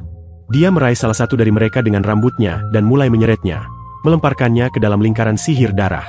Ini adalah lingkaran sihir yang menghubungkan ke neraka. Dengan menggunakan sabit yang dicelupkan dalam darah selama 100 hari dan seorang manusia muda, dia akan melaksanakan mantranya. Sebelum dia bisa memukulnya, penyihir hitam mendengar teriakan yang menyuruhnya berhenti. Di pintu masuk laboratorium, dia melihat Lloyd dan Javier siap untuk menyerangnya. Terkejut melihat seberapa cepat mereka sampai di sana, mengingat ada ratusan jebakan di dalam gua, penyihir itu secara otomatis menggunakan salah satu mantranya. 2 pintu besi menutup di sekitar mereka, menjebak mereka di dalam ruang kecil itu. Lloyd Frontera sudah tahu apa yang akan terjadi dan menahan napas saat gas penginduksi tidur mulai mengisi area tersebut. Lloyd menggunakan kemampuannya yang membuatnya tidak lelah selama 10 menit, dan mulai menggali dengan cepat ke dalam tanah untuk membuat terowongan. Dia tidak perlu khawatir tentang Javier, sebab Javier telah mencoba semua obat untuk menyembuhkan insomnianya. Karenanya, gas penidur tidak akan bekerja pada Javier. Melihat Lloyd menggali lubang di bawah pintu, dia tampak seperti tikus raksasa. Javier akan menyimpan ingatan itu untuk menggoda Lloyd di kemudian hari.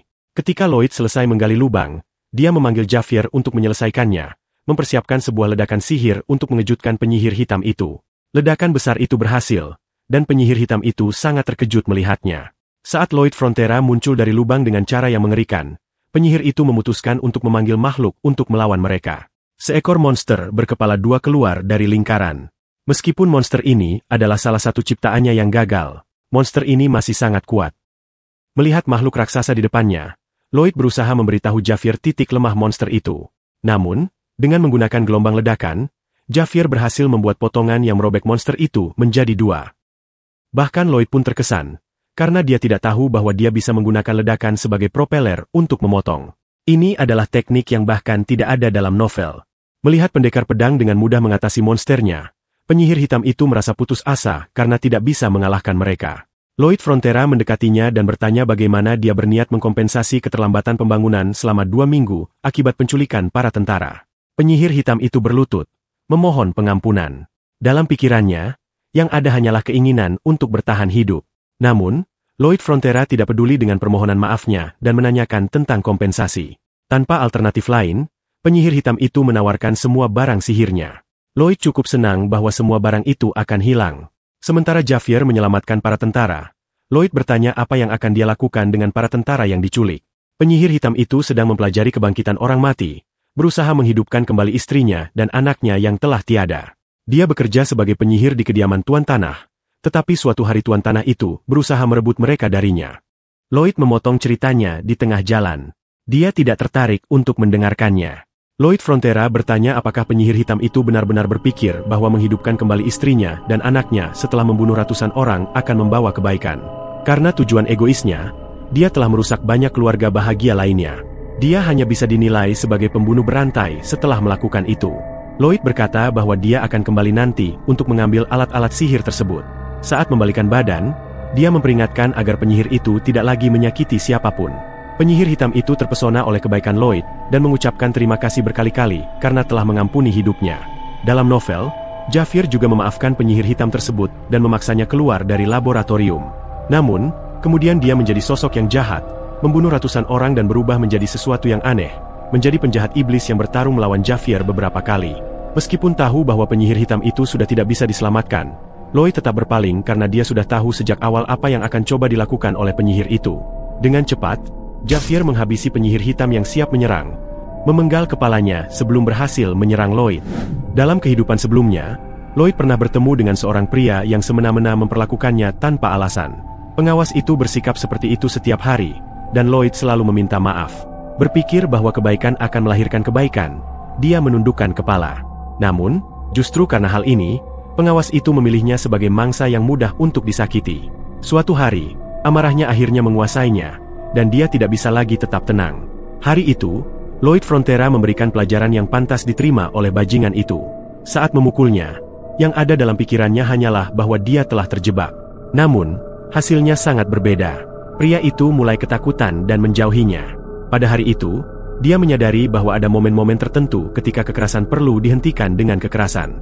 Para penjahat harus menerima hukuman yang setara dengan kejahatan mereka. Setibanya di desa Orc, Lloyd Frontera menyadari bahwa anak buahnya sangat kelelahan. Melihat mereka yang bisa pingsan kapan saja, Lloyd memberi instruksi untuk menyerahkan ranselnya. Para pekerja ragu untuk mematuhi, tetapi Lloyd menjelaskan bahwa jika mereka pingsan, seseorang harus mengangkat mereka dan ransel mereka. Sebenarnya, sang tuan muda mengambil ransel dari semua pekerja, mengikatnya bersama-sama, dan menyatakan bahwa jika ada yang mengeluh mulai sekarang, mereka tidak akan mendapatkan bonus. Javier tidak yakin apakah Lloyd melakukan ini hanya untuk ransel, atau juga untuk para tentara. Namun, kenyataannya tidak begitu penting bagi mereka, karena semua tentara melihat Lloyd sebagai pemimpin yang dapat dipercaya untuk diikuti. Sistem mengirimkan pesan menanyakan apakah dia tidak merasa ini menguntungkan. Tetapi bagi Lloyd Frontera, satu-satunya imbalan baginya adalah uang, tidak lebih. Sesampainya di desa Orc, gudang penyimpanan batu es sudah selesai. Di dalam, Orc muda mencatat ruangan itu memang lebih dingin sedikit daripada di luar, meskipun tidak cukup untuk mencegah daging dari pembusukan. Lloyd mengatakan bahwa itu masih belum lengkap karena mereka kekurangan es untuk mendinginkan area tersebut. Hiros bertanya bagaimana dia akan mendapatkan es, mengingat area tempat tinggal mereka sangat panas. Dengan senyuman, Lloyd mengatakan dia akan mendapatkannya dengan cara apapun, yang membuat Orc meragukannya, berpikir bahwa dia telah membawa seorang penipu ke desa. Namun, Hulk muda itu memutuskan untuk mempercayainya, karena penyelamatnya seharusnya bukan orang yang buruk. Setelah Orc pergi, Javier bertanya bagaimana cara Lloyd membuat es. Namun, itu adalah sesuatu yang bahkan Lloyd Frontera sendiri tidak tahu. Javier mempertanyakan mengapa dia menandatangani kontrak tanpa rencana. Tetapi Lloyd menjelaskan bahwa untuk berhasil, kita harus membuat yang tidak mungkin menjadi mungkin.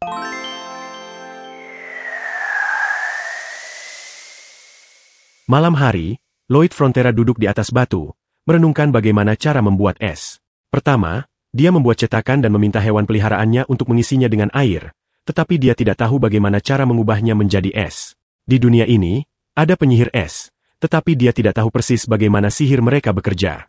Dia tahu bahwa sihir adalah cara untuk mengendalikan mana dengan bebas, teknik yang didasarkan pada mengubah susunan mana di atmosfer. Ada berbagai jenis mana yang berbeda. Jika dia bisa mengumpulkan satu jenis dan berkonsentrasi, maka dia mungkin memiliki apa yang dianggap sebagai sihir. Lloyd meminta hewan peliharaannya untuk mengisi cetakan es raksasa. Meskipun dia tidak bisa menggunakan mana secara bebas, dia bisa melakukan sesuatu yang mirip. Dengan meletakkan tangannya di dalam air dan menggunakan teknik inti azrahan, dia akan mencoba menarik hanya mana hangat dan membiarkan yang dingin tetap di dalam air. Pada percobaan pertama, dia justru melakukan sebaliknya dan menarik hanya mana dingin.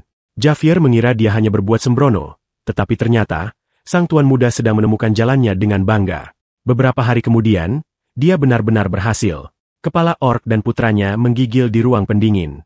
Apa yang menyebabkan semua dingin ini adalah seonggok es besar yang terbuat dari beberapa bongkahan kecil. Keduanya sangat senang. Sekarang mereka tidak perlu berburu setiap hari atau membuang-buang protein. Lloyd melihat Javier dengan tatapan yang mengatakan, inilah pikiran seorang pengusaha. Dan pendekar pedang itu setuju bahwa dia memang benar. Raja Orc mengatakan bahwa dia sangat berutang budi kepada Lloyd, yang kini telah mendapatkan 120 pekerja. Dia menyebutkan bahwa dia hanya mengikuti kontrak. Namun, sang kepala suku menyatakan bahwa mereka tidak akan menganggap remeh segalanya hanya karena sebuah kontrak. Oleh karena itu, dia dan seluruh suku Stelsan kini menganggap keluarga Lloyd Frontera sebagai saudara sedarah. Untuk merayakannya, semua orc berpose seperti binaragawan. Semua teman keluarga Frontera akan dianggap sebagai teman mereka, dan semua musuh akan dianggap sebagai musuh seluruh suku. Lloyd Frontera, yang merasa senang, membalas dengan mengencangkan ototnya yang sedikit. Setelah seminggu, saat mereka tiba di kota, reaksi orang-orang persis seperti yang mereka duga. Jelas sekali mereka ketakutan melihat 120 orc berbadan kekar memasuki kota. Lloyd bertanya-tanya apakah dia seharusnya membuat pengumuman resmi untuk menenangkan warga. Ternyata, bahkan itu tidak akan berhasil, karena orang tuanya, yang tahu orc akan datang, juga ketakutan. Selain poin yang diperoleh dari desa orc, kisah tentang bagaimana dia menyelamatkan para pekerja dari penyihir kegelapan juga tersebar, membuatnya memiliki total 911 poin. Baron mengatakan dia akan mencari pedagang kaya untuk membeli peralatan orc. Sekarang yang tersisa hanyalah mencari tahu bagaimana cara menggunakan alat-alat milik penyihir kegelapan. Saat melihat-lihat sebuah buku, Lloyd menemukan sesuatu yang sangat mengejutkan sehingga dia segera bergegas ke tambang. Di sana, dia mencari si pengkhianat di mana-mana dan memberitahunya bahwa dia memiliki kabar baik. Klausul dalam kontrak yang menyatakan bahwa dia akan bekerja selama 520 tahun adalah lelucon, karena tidak masuk akal bagi seseorang untuk hidup selama itu. Tapi sekarang, si penipu tidak usah khawatir lagi, karena Lloyd menemukan sebuah sihir yang dapat mengubah tubuh seseorang menjadi hantu, dan mengendalikannya. Itu artinya si penipu dapat tetap bekerja, selama 520 tahun ke depan.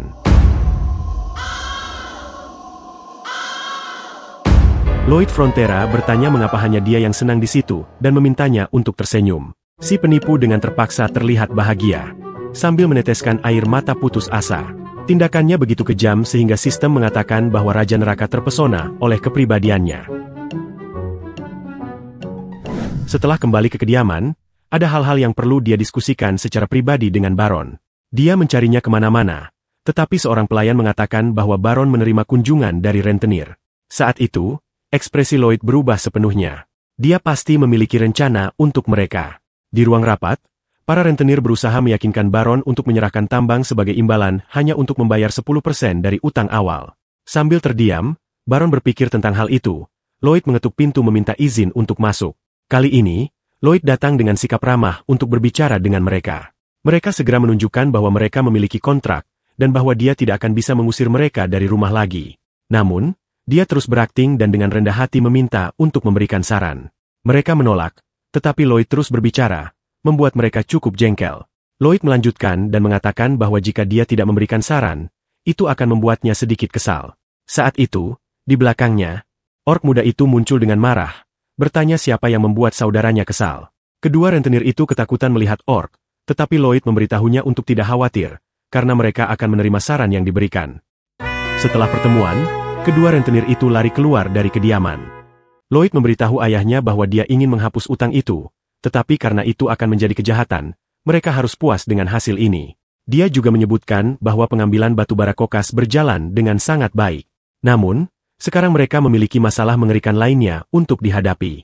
Orc makan 10 kali lebih banyak daripada orang biasa, dan jika mereka tidak dapat menyelesaikan masalah ini, mereka akan berakhir dengan lebih banyak utang. Seperti yang diharapkan, para orc adalah penambang yang hebat. Beberapa di antara mereka menambang selama lebih dari 24 jam tanpa henti dan harus diusir secara paksa oleh manusia. Produktivitas mereka 10 kali lebih baik dari yang dia perkirakan, dan mereka juga menolak untuk menerima upah. Pembayaran mereka adalah dalam bentuk makanan, tetapi biaya makanan ini telah meningkat begitu pesat sehingga Lloyd mempertimbangkan untuk menaikkan pajak untuk memenuhi permintaan ini. Namun, menaikkan pajak secara terus-menerus akan dianggap sebagai pencurian, membuat penduduk merasa tidak puas dan bekerja lebih sedikit. Solusi sederhana untuk masalah ini adalah dengan meningkatkan pendapatan penduduk. Untuk itu, mereka akan memanfaatkan tanah kosong di utara desa, mengubah rawa menjadi lahan pertanian. Tentu saja, ini tidak akan mudah. Meskipun dengan pengetahuan dari dunia lain, Lloyd Frontera masih kesulitan menciptakan sistem drainase yang sempurna. Setelah 21 hari usaha dan kerja keras, bahkan Javier bertanya kepada Baron apakah dia harus menghentikan Lloyd, karena dia tidak tidur atau beristirahat dengan baik. Namun, sang Baron mengatakan bahwa dia dulu membenci putranya, karena merasa tidak berguna. Tetapi sekarang, melihat semua usaha yang dilakukan untuk mencapai sesuatu, satu-satunya hal yang bisa dia lakukan adalah menghormati dan tidak menghalanginya. Saat malam tiba, Lloyd akhirnya berhasil menciptakan sistem drainase yang sempurna. Sekarang, uang pajak akan mengalir seperti air. Dia terbaring di tanah dalam keadaan sangat lelah, tetapi dibandingkan dengan lembur dan malam tanpa tidur yang pernah dia alami, dia masih bisa menanggungnya. Saat itu, sebuah notifikasi dari sistem muncul di depannya, menambahkan opsi baru pada kemampuan desain. Opsi ini memungkinkan simulasi menggunakan data yang diperoleh melalui pengukuran. Lloyd melakukan tes cepat, mengaktifkan kemampuannya pada sebuah gunung yang jauh. Dan ketika dia memodifikasi struktur dengan cara yang tidak wajar, struktur itu hancur. Dia marah karena sistem baru saja menyebutkan hal ini sekarang, setelah sebulan bekerja tanpa henti. Sesampainya di rawa, dia memulai fase pertama proyek pemulihan lahan basah. Langkah pertama adalah meminta hewan peliharaannya untuk meminum semua air. Lloyd tahu bahwa hanya dengan 2 hewan peliharaan saja mereka tidak akan mampu melakukannya. Jadi, dia berniat menggunakan semua poin yang dimilikinya untuk memanggil sebanyak mungkin hewan peliharaan. Dengan jumlah RP yang dimilikinya saat ini, dia bisa memanggil 4 dari mereka. Hewan peliharaan ini tidak perlu memiliki kemampuan khusus. Mereka hanya perlu cukup besar untuk meminum semua air. Makhluk yang muncul dari portal menampar wajah Lloyd Frontera karena kecepatannya. Dan saat mendarat, Lloyd terkejut karena makhluk itu tampak seperti seekor hipopotamus, hewan akuatik. Ketiga hewan peliharaan merayakan dengan bermain bersama. Lloyd Frontera, kini penuh harapan, memintanya untuk menunjukkan instruksi. Seperti yang lainnya, Hippo meludahkan sebuah kartu. Lloyd yang sudah terbiasa dengan ini, mengambil kartu itu dan membacanya, menemukan bahwa Hippo tidak akan tumbuh meskipun diberi biji bunga matahari. Karena Hippo tidak tumbuh seperti yang lain, makhluk itu tidak akan cocok untuk misi ini. Lloyd memutuskan untuk mengabaikannya dan memanggil yang lain. Hewan peliharaannya menjadi kesal dengan sikapnya dan menghibur teman baru mereka. Lloyd Frontera mencoba menjelaskan bahwa makhluk itu tidak cocok untuk pekerjaan ini. Namun, hewan peliharaannya mogok, bersikeras agar ia menghargai nilai mereka. Lloyd pun memutuskan untuk memberinya kesempatan dan bertanya tentang kemampuannya. Hippopotamus kecil itu menunjukkan kemampuan One Gulp, yang memungkinkan dia untuk meminum banyak air hanya dalam 1 tegukan. Namun, ia hanya bisa meminum sesuai kapasitas perutnya. Lloyd sejenak berpikir bahwa ini adalah kemampuan terbaik untuk pekerjaan ini. Hippo memutuskan untuk menunjukkan kemampuannya dan mulai meminum air dari danau. Lloyd Frontera merasa seolah-olah sedang berhalusinasi, karena Hippo tampaknya semakin besar dan mulai meminum seluruh danau. Lloyd terkesima melihat betapa banyaknya air yang bisa diminumnya. Dalam beberapa detik, rawa yang luas itu mengering. Hippo terlihat puas setelah meminum begitu banyak air. Sementara Lloyd Frontera benar-benar terkejut dengan seberapa banyak yang bisa dia minum dalam waktu singkat. Kedua hewan peliharaan lainnya memandang majikannya dengan ekspresi seolah berkata, "Kan sudah kubilang." Sementara Lloyd bertanya pada sistem apakah ini benar-benar acak, karena dia selalu mendapatkan makhluk magis yang dia butuhkan. Namun, sistem hanya menjawab samar dan mengatakan bahwa dia beruntung. Hippo bertanya apakah ia bisa terus minum lebih banyak. Sang arsitek yang terlahir kembali memberitahunya untuk minum hingga tidak bisa lagi, karena konstruksi lahan matriks akan dimulai besok. Keesokan harinya, para pekerja terkesima melihat ukuran Hippo. Ia menjadi bagian dari proses pertama, meminum sebanyak mungkin air dan meludahkan air itu ke sungai. Proses ini diulang beberapa kali hingga semuanya kering. Setelah itu, para pekerja mengangkat akar-akar rumput dan sisa-sisa tanaman di tanah. Menggunakan ledakan mana, lubang-lubang dibuat. Bambo ditempatkan sementara Padong memadatkan tanah untuk mengeluarkan air dari bagian terdalam tanah. Hippo menggunakan bambu itu sebagai sedotan. Hanya setelah semua ini, dengan menggunakan kemampuan simulasi, mereka membangun sebuah bendungan. Dengan semua proses selesai, mereka baru saja menyelesaikan sektor pertama. Lloyd berseru bahwa setelah mereka selesai, mereka akan mengadakan perayaan besar. Semua pekerja pun bersorak gembira. Setelah beberapa hari, bahkan Javier terkesan melihat mereka berhasil mengubah tanah yang terbengkalai itu menjadi lahan yang subur. Namun, ia juga bertanya-tanya kapan seorang pendekar pedang mulai bekerja di bidang konstruksi dengan begitu alami.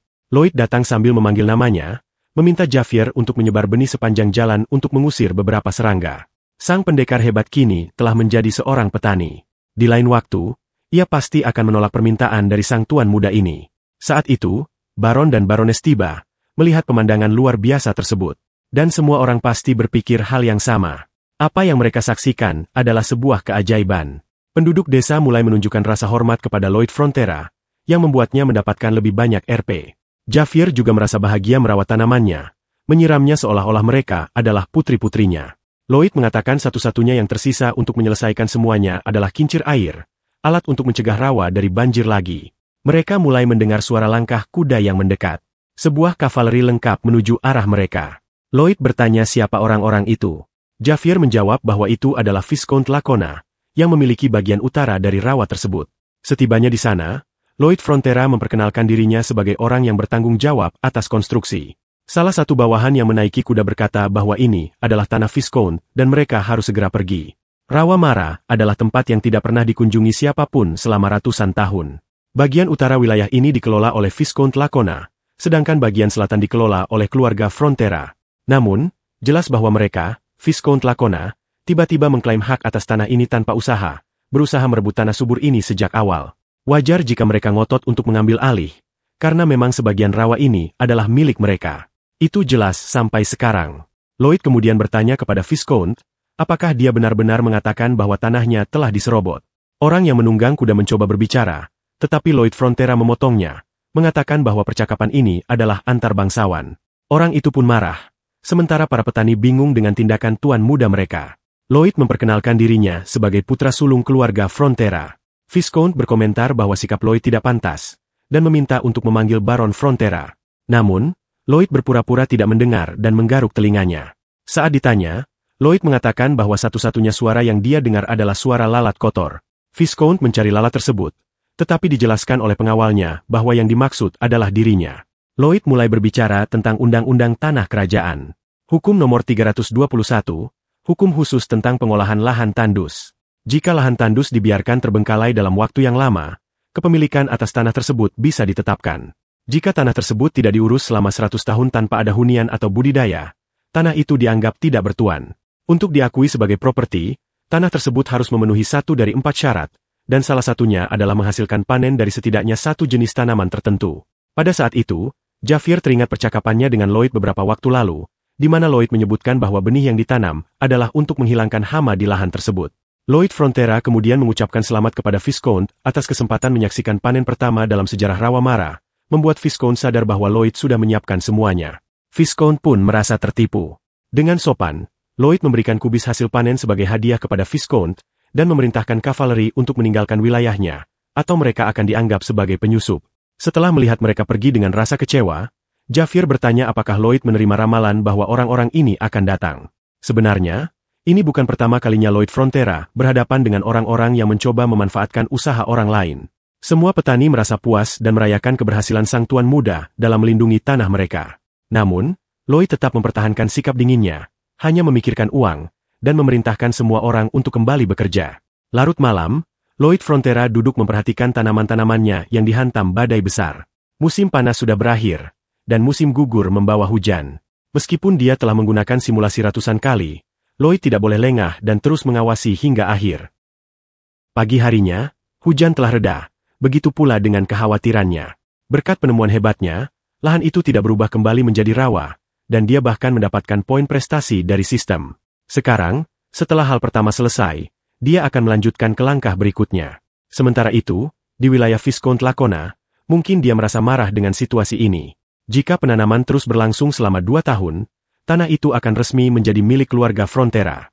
Rawa itu adalah tanah yang akan menjadi ladang emas. Bahkan perutnya terasa sakit karena harus melepaskan tanah berharga itu. Dia tidak bisa membiarkan tanah subur ini jatuh ke tangan orang lain dan memerintahkan eksekutifnya untuk memanggil pengawas bengkel pewarnaan. Beberapa hari kemudian, Lloyd terbangun di tempat tidurnya dengan sakit kepala yang hebat. Mungkin karena hari-hari panjang tanpa tidur akhirnya menyusulnya. Meski begitu, dia tidak bisa berdiam diri di tempat tidur, karena masih banyak yang harus dilakukan. Masalahnya muncul ketika Javier juga terbangun dengan keadaan yang aneh, mengalami sakit kepala yang sama. Hal ini membuat Lloyd Frontera menyadari bahwa ini bukan kebetulan, melainkan sesuatu yang sengaja dilakukan oleh seseorang. Tidak hanya Lloyd dan Javier yang terkena dampaknya. Pembantu rumah tangga, Emily, Pak Alop, bocah yang bertugas menjaga sapi, dan bahkan sapi-sapi itu sendiri juga terpengaruh. Singkatnya, seluruh penduduk desa, baik manusia maupun hewan, terkena dampak ini. Hewan-hewan dengan insting yang lebih tajam menolak meminum air, membuat Lloyd Frontera yakin bahwa masalah ini berasal dari air. Senjata terbesar Lloyd di dunia ini adalah pengetahuannya. Namun, setelah insiden dengan semut-semut sebelumnya, dia sadar bahwa tidak semua hal sesuai dengan penampilan luarnya. Mengantisipasi bahwa Viscount Lacona akan bertindak, Lloyd melakukan penelitian di wilayahnya. Hasilnya menunjukkan bahwa sumber pendapatan utama Viscount adalah teknologi pewarna yang menggunakan buah ladona. Masalahnya, buah ini bisa menjadi racun bagi manusia. Karena rasa iri dan tamak, Lacona tanpa diragukan lagi telah meracuni air di desa. Di dalam kediaman, Baron Frontera dikejutkan dengan sebuah proposal. Bawahan Viscount Lacona menuntut setengah dari lahan basah dengan janji mereka akan berhenti membuang limbah pewarna ke dalam air. Ayah Lloyd Frontera menyebut ini sebagai pemerasan, tapi jelas itulah yang direncanakan. Bahkan jika dibawa ke pengadilan, butuh setidaknya 2 tahun untuk mendapatkan keputusan. Ditambah dengan biaya hukum yang tinggi dan biaya air bersih baru, ini akan menjadi sangat mahal. Saat itu, Lloyd memasuki ruangan dan memberitahu ayahnya bahwa tetangga parasit mereka sedang merusak air. Dia menutup pintu di depan bawahan Viscount yang langsung protes karena majikannya dihina. Dengan tatapan tajam, Lloyd dengan sinis mengatakan bahwa dia tidak tahu kalau parasit sampah bisa memahami manusia. Merasa terhina, sang satria tidak bisa menahan amarahnya, mencabut pedangnya, dan menantang Lloyd berduel. Tak lama kemudian, kita melihat adegan yang sama lagi, di mana Lloyd mengalahkan seseorang yang sudah menyerah. Setelah orang itu menangis dan memohon ampun, Lloyd pura-pura puas hanya untuk memukulnya lagi sesaat kemudian. Baron memperingatkan putranya bahwa duel sudah berakhir, namun ekspresi wajahnya menunjukkan bahwa dia cukup senang dengan apa yang dilakukan Lloyd. Setelah dipukuli, bawahan itu kembali ke majikannya, yang langsung memanggilnya sampah karena dikalahkan oleh putra Baron yang dianggap tidak kompeten. Namun, setelah dipikirkan lagi, bawahan itu ternyata sudah melakukan pekerjaan yang baik. Karena Frontera hanya bisa membawa kasus ini ke pengadilan, dan mereka bisa menggunakan kekalahan publik ini untuk menunda proses selama 3 hingga 4 tahun. Setidaknya, itulah yang Lloyd bayangkan akan dikatakan oleh Viscount Lacona. Namun, sebagai seorang Frontera, Lloyd tidak akan membiarkan itu terjadi. Dia akan menyelesaikannya dengan caranya sendiri, menggerakkan penduduk untuk membela tanah mereka dari keserakahan. Pertama, untuk menyelesaikan masalah air, mereka membangun waduk dengan menggunakan hippo untuk membawa air dari sungai setempat sebelum tercemar, mengisi waduk tersebut. Javier mengatakan bahwa ini adalah solusi yang baik, tapi mereka harus melakukannya setiap hari tanpa henti. Lloyd mengatakan ini hanya solusi sementara. Rencana sebenarnya adalah membangun sistem pasokan air yang akan membawa air dari Danau Kapua di pegunungan timur. Proyek ini akan memerlukan infrastruktur besar dan biaya tinggi, tapi Lloyd Frontera tahu persis bagaimana mereka akan mendapatkan kembali apa yang telah dikeluarkan, bahkan 100 kali lipat. Beberapa bulan kemudian, Viscount Lacona terlihat sangat cemas. Manajernya memberitahukan bahwa putra sulung Baron Frontera meminta audiensi untuk membantu menyelesaikan masalah terbaru. Di dalam ruangan, Lloyd dengan nada sarkastis mengatakan bahwa dia sangat baik-baik saja dan ada di sana untuk membantu memecahkan masalah Viscount. Viscount berusaha berpura-pura tidak tahu, mengatakan bahwa dia tidak memiliki masalah. Tapi Lloyd bersikeras bahwa dia bisa menyelamatkan bengkel pewarnanya dari kebangkrutan. Pada saat itu, Viscount akhirnya menyadari bahwa krisis yang dia hadapi adalah ulah Frontera muda. Namun sebelum Viscount berkata apa-apa, Lloyd menjelaskan bahwa karena limbah yang dibuang ke sungai, mereka terpaksa membawa air dari Danau Kapua. Para pekerja harus menggali jalur yang panjang dan memasang pipa untuk mengalirkan air. Di tengah rute, mereka menemukan lembah yang sangat besar, dan satu-satunya alternatif adalah membangun saluran air bergaya Romawi. Untuk itu, Javier harus meledakkan banyak batu kapur, yang digunakan sebagai material konstruksi. Beberapa batu kapur secara tidak sengaja jatuh ke sungai. Dengan cemas, Viscount bertanya, apa hubungannya semua ini dengan bengkel pewarnaku? Lloyd kemudian menjelaskan bahwa air yang mengalir ke bengkelnya penuh dengan batu kapur, yang membuat pakaian mereka berubah warna menjadi coklat. Lacona langsung mengancam akan membawanya ke pengadilan. Lloyd Frontera hanya menjawab bahwa itu akan memakan waktu setidaknya 2 tahun, lalu menanyakan apakah selama itu orang-orang masih akan mengingat produk mereka. Ketakutan akan kebangkrutan, Viscount terkejut. Setelah merasa sudah cukup menjelaskan, Lloyd berpamitan.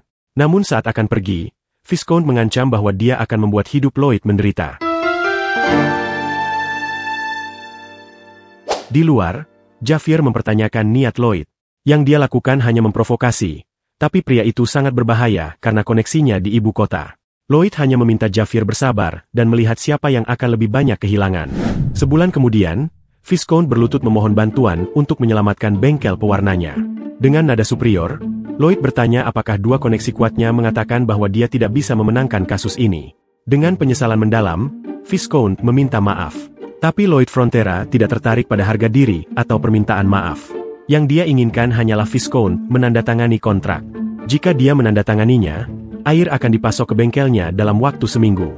Melihat jumlah uang yang sangat besar yang harus dibayarnya setiap bulan, Viscount bertanya mengapa ada orang yang menetapkan harga pada air. Lloyd dengan tenang menjawab, bahwa justru Viscount lah yang mengajarinya bahwa air tidaklah gratis. Terkejut, Viscount tak punya pilihan lain selain menandatangani kontrak itu. Bahkan ayah Lloyd pun terkejut menerima uang dalam jumlah sebesar itu setiap bulan. Dengan ekspresi sinis, dia mengatakan bahwa Viscount adalah orang yang sangat dermawan. Javier berpikir bahwa Viscount lah yang memulai pertarungan ini, tapi sekarang Lloyd Frontera tampak seperti iblis itu sendiri. Kontrak itu tidak memiliki tanggal berakhir, yang berarti Lloyd akan terus mengambil semuanya dari Viscount hingga dia mati. Sebenarnya, melihat kepribadian Lloyd, dia akan menguras kekayaannya selama beberapa generasi, seperti seorang raja iblis yang haus uang. Lloyd tidak akan membiarkan ini berakhir hanya dengan tepukan di punggung. Jika dia bisa menukar pembuluh darah dengan uang, dia akan mencabut semuanya. Sang Count juga membawa kabar baik. Dia menemukan pembeli untuk harta karun suku Orc.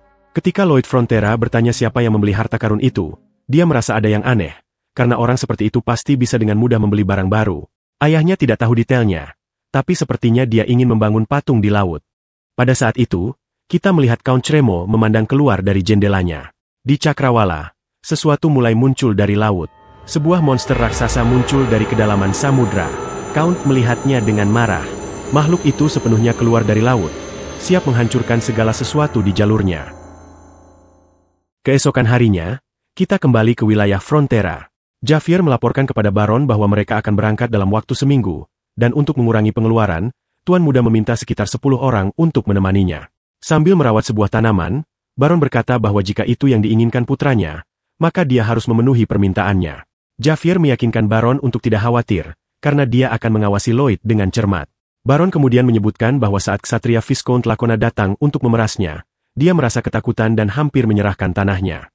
Namun, setelah melihat usaha anaknya dan kerja keras rakyatnya, dia menemukan keberanian. Baron mengakui bahwa dia selalu merasa sebagai tuan yang ragu-ragu dan tidak kompeten, tetapi Javier tidak setuju. Menurut Javier, Baron justru kebalikan dari itu. Dia adalah orang yang ramah dan baik hati, lebih dari bangsawan manapun. Meski menghargai kata-kata bawahannya, Baron tetap merasa bahwa menjadi pemimpin yang baik bukan hanya soal kebaikan hati. Seorang pemimpin harus memiliki prinsip yang tegas dan berani bertindak, seperti Lloyd. Javier, meskipun mengetahui prinsip utama Lloyd adalah uang, mulai meragukan apakah itu sepenuhnya benar. Baron lalu menyatakan bahwa tugas Javier bukan lagi hanya untuk mengawasi, tapi melindungi Lloyd, karena dia adalah pewaris wilayah ini. Javier menerima tugas itu, tetapi meskipun Lloyd secara ajaib telah membangkitkan kekayaan keluarga, dia merasa tidak akan pernah bisa menyukai Lloyd. Dulu, Baron pernah menyelamatkan Javier dan bertanya apa yang ingin dia lakukan saat dewasa. Javier kecil menjawab bahwa dia ingin menjadi ksatria untuk melindungi Baron, karena dia berhasil bertahan hidup sendirian di musim dingin. Baron yakin Javier akan menjadi ksatria hebat, dan pada hari itu, Baron membuatkan pedang kayu sebagai hadiah. Namun, Lloyd kecil mengejeknya, bertanya bagaimana seorang yatim piatu bisa menjadi ksatria, dan mematahkan pedang yang diukir ayahnya. Javier kembali ke kamarnya, melepas mantelnya, dan melihat pedang kayu yang patah yang telah disimpannya selama bertahun-tahun. Dia yakin bahwa dia tidak akan pernah bisa menyukai Lloyd. Ketika malam tiba, Lloyd membantu Javier untuk bisa tidur dan bercanda, bahwa Javier tidak bisa hidup tanpa bantuan dirinya. Untuk membantunya tidur, Lloyd mulai menceritakan metode kompresi pelepasan. Ketika Javier hampir tertidur, Javier yakin bahwa dia seharusnya membenci Lloyd, tetapi Lloyd tampak seperti orang yang sangat berbeda. Meski sulit diakui, Lloyd telah berubah menjadi orang yang layak. Di tengah malam, ketika keduanya sedang tertidur lelap, seorang pembunuh menyusup ke kamar Lloyd dengan niat untuk membunuhnya. Pembunuh itu menyelinap melalui jendela, siap untuk menusuk Lloyd, tetapi Javier cepat bangun dan menyerang si pembunuh, memotong pedang dan kakinya. Karena keributan itu, Lloyd Frontera terbangun dan melihat Javier mengamankan ksatria Viscount Racona. Keesokan harinya, saat mengawasi pekerjaan, Lloyd mengingatkan para pekerjanya tentang moto perusahaan, keselamatan yang utama. Javier tiba dan melaporkan bahwa dia telah menyerahkan pembunuh itu ke Viscount. Dia mungkin mencoba menyerang Lloyd karena dipecat, mengingat Racona membayar mahal untuk air. Lloyd Frontera mengatakan itu masuk akal, karena si ksatria memang dibayar tinggi, tetapi akhirnya hanya kalah oleh saudara laki-lakinya. Melihat bahwa Lloyd sudah menduga hal ini akan terjadi, Javier bertanya mengapa dia tidak mengambil tindakan pencegahan. Lloyd tampak bingung, bertanya mengapa dia harus mengambil tindakan pencegahan jika Javier adalah pengawalnya. Berkat Javier, Lloyd bisa bergerak dengan bebas. Kalau dipikir-pikir, seharusnya mustahil bagi anak berusia 5 tahun yang kehilangan desanya, akibat serangan monster, untuk bertahan hidup di musim dingin. Tapi Javier berhasil dan bahkan menjadi ksatria. Apakah ada orang yang lebih dapat diandalkan darinya sebagai pengawal? Mendengar kata-kata tulus dari Lloyd Frontera, perlahan Javier mulai melepaskan dendam lamanya. Dia benci harus mengakuinya, tetapi Lloyd benar-benar adalah orang yang layak. Karena pekerjaan pemasangan pipa akan selesai besok, mereka akhirnya bisa bersiap-siap pergi ke Cremo untuk menghasilkan banyak uang. Dalam perjalanan, Lloyd Frontera tertidur di punggung Javier, yang membuat Javier kesal hingga menyikut wajah Lloyd. Lloyd terbangun, bertanya apakah dia benar-benar baru saja dipukul. Lloyd pun memutuskan untuk turun dan meminta Javier mengajarinya menunggang kuda. Javier membalas dengan dingin bahwa dia adalah seorang ksatria, bukan guru. Lloyd mengatakan itu adalah perintah, yang membuat Javier memanggilnya menjijikan. Namun, sistem terjemahan otomatis terus berlanjut, membuat Lloyd Frontera marah dan menyuruhnya diam. Kemudian, Lloyd menerima notifikasi yang benar-benar berguna. Rumor tentang pekerjaan konstruksinya yang luar biasa telah menyebar, membuatnya mendapatkan lebih banyak poin ketenaran. Menyadari bahwa ketenaran berarti uang, Lloyd Frontera melihat masa depan yang cerah di hadapannya. Perjalanan yang dilakukan Lloyd dan Javier tidaklah singkat. Musim dingin tiba ketika mereka masih di jalan, dan mereka hanya berhasil mencapai Cremo di pertengahan musim. Baron di sana menyambut mereka, setelah mendengar rumor tentang seorang pembangun berbakat. Namun, dia tidak menyangka bahwa orang itu masih begitu muda. Anehnya, dia mengatakan ini bukan kepada Lloyd Frontera, melainkan kepada Javier. Lloyd mencoba menyela, tapi sang baron sudah terlanjur ingin menikahkan Javier dengan putrinya. Karena Lloyd berbicara padanya, baron marah, bertanya bagaimana seorang pelayan berani menyela percakapan bangsawan. Bahkan sistem tertawa di wajah Lloyd. Beberapa saat kemudian, mereka berhasil menjelaskan situasinya. Lloyd tenggelam dalam depresi, sementara Javier berjuang untuk tidak tertawa. Lebih buruk lagi, Baron mengatakan bahwa ini semua salah Lloyd karena dia lahir dengan penampilan seperti pelayan. Pria di hadapan mereka adalah tuan dari kota Cremo, sebuah kota perdagangan besar yang penting, dan juga salah satu karakter penting dalam cerita novel. Dalam cerita, Count Cremo menyelamatkan Javier ketika sedang dalam pelarian karena dituduh sebagai penjahat. Count Cremo ingin membeli perhiasan milik orc untuk menghias sebuah patung yang akan dia tempatkan di atas laut. Namun, bisnisnya menurun karena beberapa tahun lalu muncul monster di pesisir, Giga Titan. Meskipun monster itu tidak pernah menyerang, kehadirannya tetap menjadi sumber ketakutan. Lloyd ingat pernah membaca tentang ini dalam novel. Karena orang-orang pada era ini tidak memiliki cara untuk menyerang di laut, Cremo terus menurun hingga masuk dalam krisis. Baron berharap Javier bisa membantu, tetapi pekerjaan itu selesai sebelum solusi ditemukan. Sang Baron meneliti cara menakuti makhluk itu dan menemukan bahwa Giga Titan takut pada Putri Duyung, predator alaminya. Maka, dia ingin membangun patung Putri Duyung raksasa di tengah laut, tetapi ide itu ditinggalkan karena dasar laut harus ditinggikan untuk membangun patung, yang akan menghalangi jalur kapal. Lloyd Frontera melihat ini sebagai kesempatan dan mengatakan bahwa dia akan membangun penopang untuk patung tersebut. Dengan menggabungkan tiang gesekan dan peti, mungkin saja membangun kolom untuk meletakkan patung itu. Bersama Javier, dia naik perahu ke tempat di mana mereka ingin meletakkan struktur tersebut, lalu menyelam ke air dingin. Dengan kemampuannya, dia melihat dasar laut yang rata, yang akan memudahkan proses konstruksi. Namun, dia tidak bisa bertahan lama di dalam air karena wajahnya mulai membeku. Javier terlihat senang melihat Lloyd menggigil karena kedinginan, lalu meminta maaf, mengatakan bahwa ini pertama kalinya dia merasa senang melihat seseorang menderita. Javier juga penasaran bagaimana Lloyd akan membangun sesuatu dari dasar laut hingga permukaan. Untuk ini, dia akan membutuhkan sihir. Lloyd menjawab bahwa satu-satunya sihir yang dia butuhkan adalah sihir semen. Namun, pertanyaannya adalah bagaimana dia menciptakan semen di dunia ini. Kembali ke dek, Javier secara sarkastik memberitahu Lloyd untuk lebih berhati-hati ke depannya. Lloyd merespons bahwa sarkasmenya sudah mencapai level ahli pedang, menyebutnya sebagai ahli ironi. Saat melihat ke belakang, seorang wanita muda berambut pirang mendekati mereka dan bertanya apakah dia Tuan Lloyd. Melihat surat cinta di tangannya, Lloyd Frontera pun tersipu malu.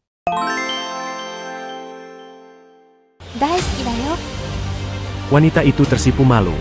Lloyd pun begitu. Namun, Lloyd merasa kecewa ketika surat cinta itu diserahkan kepada Javier. Dia sebenarnya sudah menduga hal ini, tapi melihat sang ahli pedang menyimpan surat cinta itu seolah tidak terjadi apa-apa, membuat Lloyd dipenuhi amarah. Dia bertanya-tanya bagaimana mungkin seseorang bisa melihat surat cinta dan bersikap seakan itu bukan hal besar. Pada saat itu, Javier tersentak, menyadari bahwa Lloyd Frontera mungkin belum pernah menerima surat cinta. Javier pun tidak tahu harus berkata apa untuk menghiburnya dan berharap Lloyd tetap kuat. Dikuasai oleh rasa benci dan iri, Lloyd berusaha meyakinkan dirinya bahwa dia tidak benar-benar merasa seperti itu, sambil terus bekerja pada proyek pilar. Tak lama kemudian, sang Count muncul, memberitahu bahwa dia berhasil mengumpulkan sebagian besar bahan yang diminta oleh Javier, kecuali abu vulkanik. Abu ini merupakan bahan utama dalam pembuatan semen Romawi, yang kelebihannya jelas terlihat karena struktur bangunannya telah bertahan lebih dari 2000 tahun. Untuk mendapatkan abu, mereka harus pergi ke gunung berapi. Namun bahkan sang Count merasa mereka tidak punya cukup waktu untuk itu. Lloyd Frontera mengatakan bahwa dia akan mencari cara lain, lalu memutuskan untuk meninggalkan ide membuat semen Romawi dan fokus pada semen Portland, jenis semen yang melahirkan semen modern. Lloyd memiliki pengetahuan dasar tentang cara membuatnya, tetapi tidak sepenuhnya menguasai detailnya. Jadi, dengan memutar otaknya, dia memutuskan untuk bereksperimen dengan berbagai kombinasi yang mungkin, hingga menemukan formula yang tepat. Namun, setelah mencoba 129 sampel, Lloyd masih belum berhasil membuat semen yang cukup kuat. Melihat tuannya bekerja begitu keras, peliharaannya merasa sedih dan berusaha sebaik mungkin untuk membuat Lloyd keluar rumah sejenak. Meski awalnya Lloyd berteriak bahwa dia sedang sibuk, dia tiba-tiba teringat seekor anjing kecil yang pernah dimilikinya di kehidupan sebelumnya. Anjing itu adalah satu-satunya keluarga yang dia miliki saat itu. Setelah kematian anjing tersebut, dia menyesal karena tidak lebih sering bermain dengannya. Tersentuh oleh kenangan itu, Lloyd kemudian memeluk hewan peliharaannya dan berkata bahwa mereka lebih penting daripada penelitiannya. Saat berjalan di jalanan pada malam hari, Lloyd meminta maaf kepada mereka. Hingga saat ini, dia hanya memberi perintah seolah-olah mereka adalah mesin. Namun, jika sesuatu terjadi pada mereka, dia akan sangat menyesal. Melihat ketulusan Lloyd, hubungan antara hewan-hewan itu dan Lloyd Frontera pun berubah. Sekarang, mereka mulai menganggapnya sebagai bagian dari kelompok mereka. Bahkan sistem memberi selamat kepada Lloyd, karena salah satu dari mereka mengalami evolusi. Kobra mulai bersinar dan melayang, memperoleh beberapa kemampuan baru. Namun, kemampuan yang paling menarik perhatian Lloyd adalah letusan vulkanik. Keesokan harinya, sebuah ledakan besar terlihat dari pegunungan, membuat penduduk kota ketakutan. Bahkan sang tuan kota berpikir bahwa itu mungkin serangan musuh. Namun, ternyata ledakan itu hanyalah Lloyd Frontera yang sedang menguji kemampuan baru ular kecilnya. Dengan kemampuan tersebut, dia menganalisis bahwa abu yang dihasilkan memang abu vulkanik. Bersemangat, dia memberitahu Javier bahwa ini adalah berkah besar. Tetapi, karena ledakan itu, Javier tidak bisa mendengar apa-apa. Berkat bantuan Bangul, masalah semen segera teratasi. Tanpa membuang waktu, mereka langsung memulai langkah pertama dalam konstruksi pilar. Mereka membangun struktur besar berbentuk popok untuk mengumpulkan abu vulkanik, dan saat Bangul mengaktifkan kemampuannya, popok itu mencegah abu tersebar. Seluruh penduduk kota terkesan dengan kecerdikan Lloyd, terutama sang Baron, yang berencana mengawasi dan menganalisis hasil karya Lloyd untuk membuat laporan objektif kepada Yang Mulia Raja. Setelah bahan-bahan untuk semen terkumpul, mereka melanjutkan ke langkah kedua. Sebuah peti besar dibuat dan ditempatkan di laut untuk menuangkan semen. Dengan bantuan Hippo, mereka dengan cepat mengeluarkan air dari peti itu. Langkah ketiga adalah menancapkan kayu pancang ke dasar peti untuk menambatkannya, yang tentu saja dilakukan oleh Javier karena dia adalah yang terkuat. Dia menggunakan pelontar baja milik Bangul untuk membangun struktur menara, akhirnya menuangkan semen yang telah lama ditunggu-tunggu. Setelah semen mengering, mereka membongkar peti kayu itu, menyelesaikan platform maritim buatan pertama yang besar. Lloyd menjelaskan kepada sang tuan kota bahwa mereka membuatnya 50 cm lebih tinggi dari permukaan laut, untuk memberikan kesan bahwa patung duyung itu mengambang. Baron masih ragu, tidak yakin apakah fondasi itu bisa menahan berat patung. Tapi jika berhasil, dia tidak akan kecewa dengan biaya pembangunannya. Malamnya, patung tersebut akhirnya ditempatkan di atas platform, sebuah patung duyung megah yang dihiasi permata berkilauan. Untuk merayakan pencapaian ini, pesta bangsawan diadakan di atas kapal. Lloyd Frontera, yang diwajibkan ikut serta, merasa tidak nyaman dengan pakaian yang dikenakannya. Dia bertanya kepada Javier bagaimana dia bisa tahan memakai pakaian itu. Sang tuan kota memperkenalkan Lloyd, mengatakan bahwa pemuda inilah yang mewujudkan patung tersebut. Sekali lagi, Lloyd Frontera diabaikan oleh orang-orang yang mengira bahwa Javier lah yang bertanggung jawab. Dia tahu bahwa dia lebih pintar dari kebanyakan orang dan lebih memilih uang tunai daripada pujian. Tetapi tatapan sedih di wajah Javier sangat mengganggunya. Untuk menghancurkan harga dirinya sepenuhnya, Sang Baron muncul dan berkata bahwa semua ini terjadi karena wajah Lloyd yang seperti pelayan.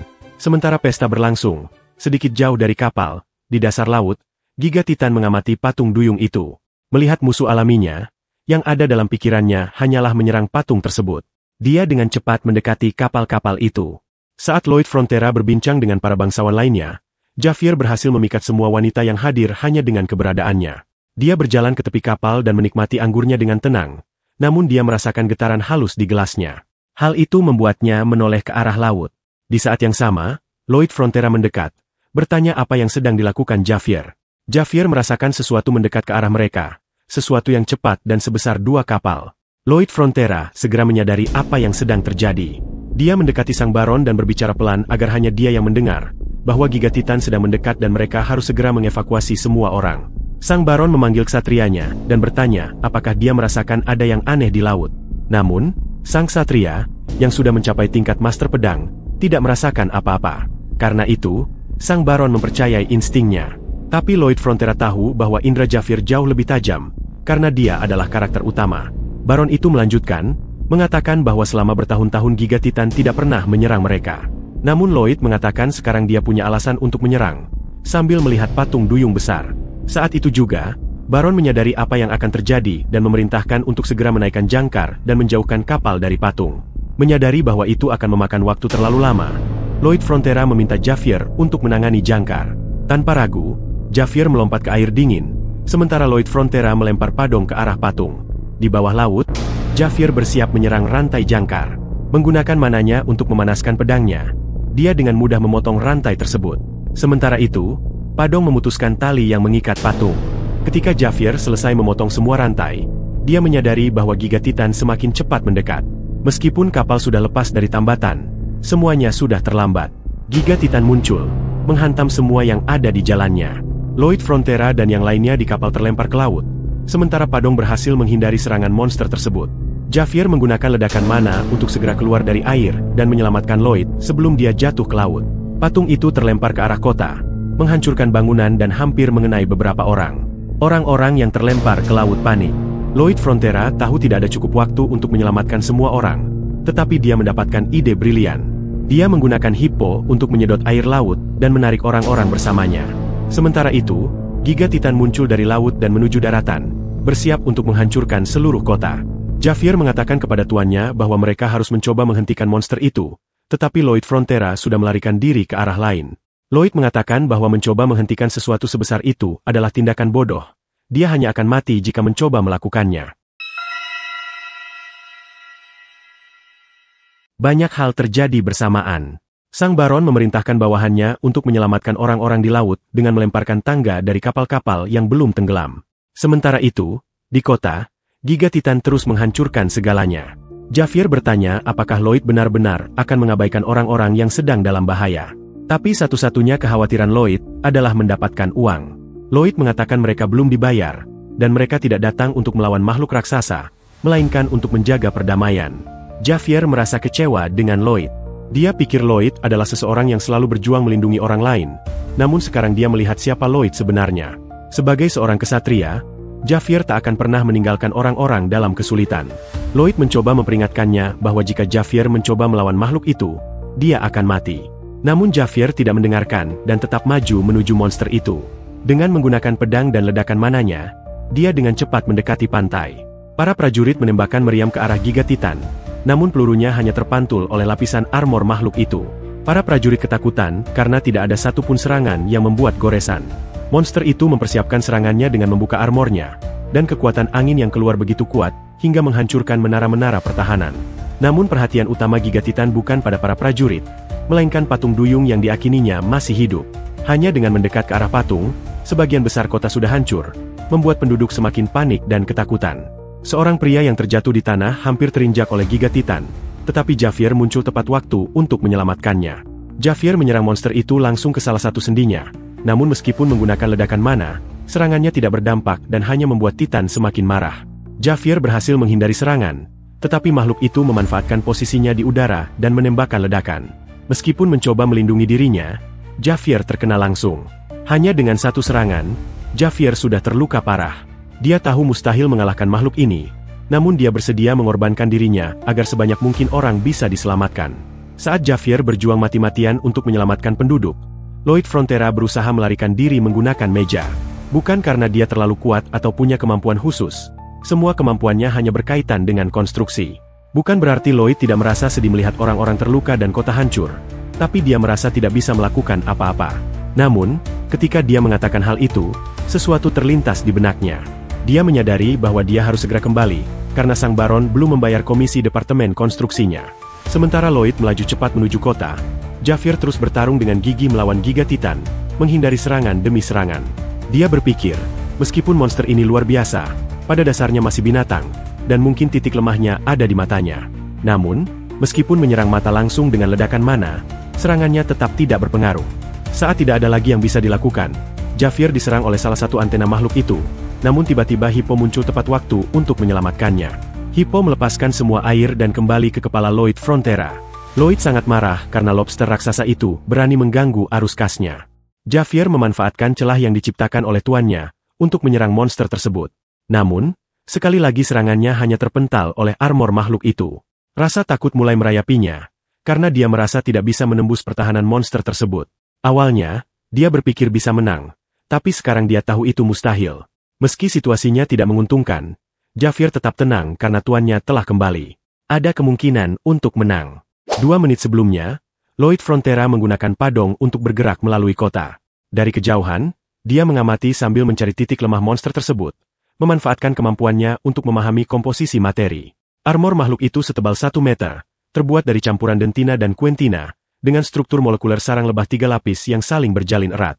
Saat Javier menyerang, semua energi tumbukan dipindahkan ke tanduk monster itu, lalu dilepaskan ke udara. Di dalam tubuh monster, ada kantung yang menggerakkan cakar hidraulisnya. Jika mereka bisa menghancurkan paruh dan menghantam kantung itu dengan mana yang diberkati, makhluk itu pasti akan mati. Javier bertanya apa yang harus dia lakukan. Lloyd memberi isyarat untuk memotong tanduk dengan gerakan tangannya, tetapi Javier tidak mengerti dan bertanya apakah Lloyd sudah gila. Lloyd Frontera akhirnya berteriak, menjelaskan bahwa Javier harus memotong tanduk monster tersebut. Javier tidak sepenuhnya memahami maksudnya, tapi daripada hanya menghantam, dia menggunakan lingkaran mana seperti gergaji listrik untuk memotong. Lloyd Frontera merasa puas, mengetahui bahwa teorinya benar-benar berhasil. Kali ini, serangan Javier tampaknya benar-benar melukai monster itu. Ketika monster itu hampir membunuhnya, Lloyd menggunakan padong untuk melindungi Javier. Akhirnya, Javier berhasil memotong tanduk monster tersebut, membuat makhluk itu menjerit kesakitan. Namun, yang jatuh ke tanah bukanlah bagian tubuh monster, melainkan pedang Javier sendiri, membuat Lloyd Frontera sangat terkejut. Meskipun tahu bahwa dia akan dihancurkan oleh Giga Titan, Javier tetap berada di bawahnya untuk menyerang. Dia rela mengorbankan dirinya demi mengalahkan makhluk itu.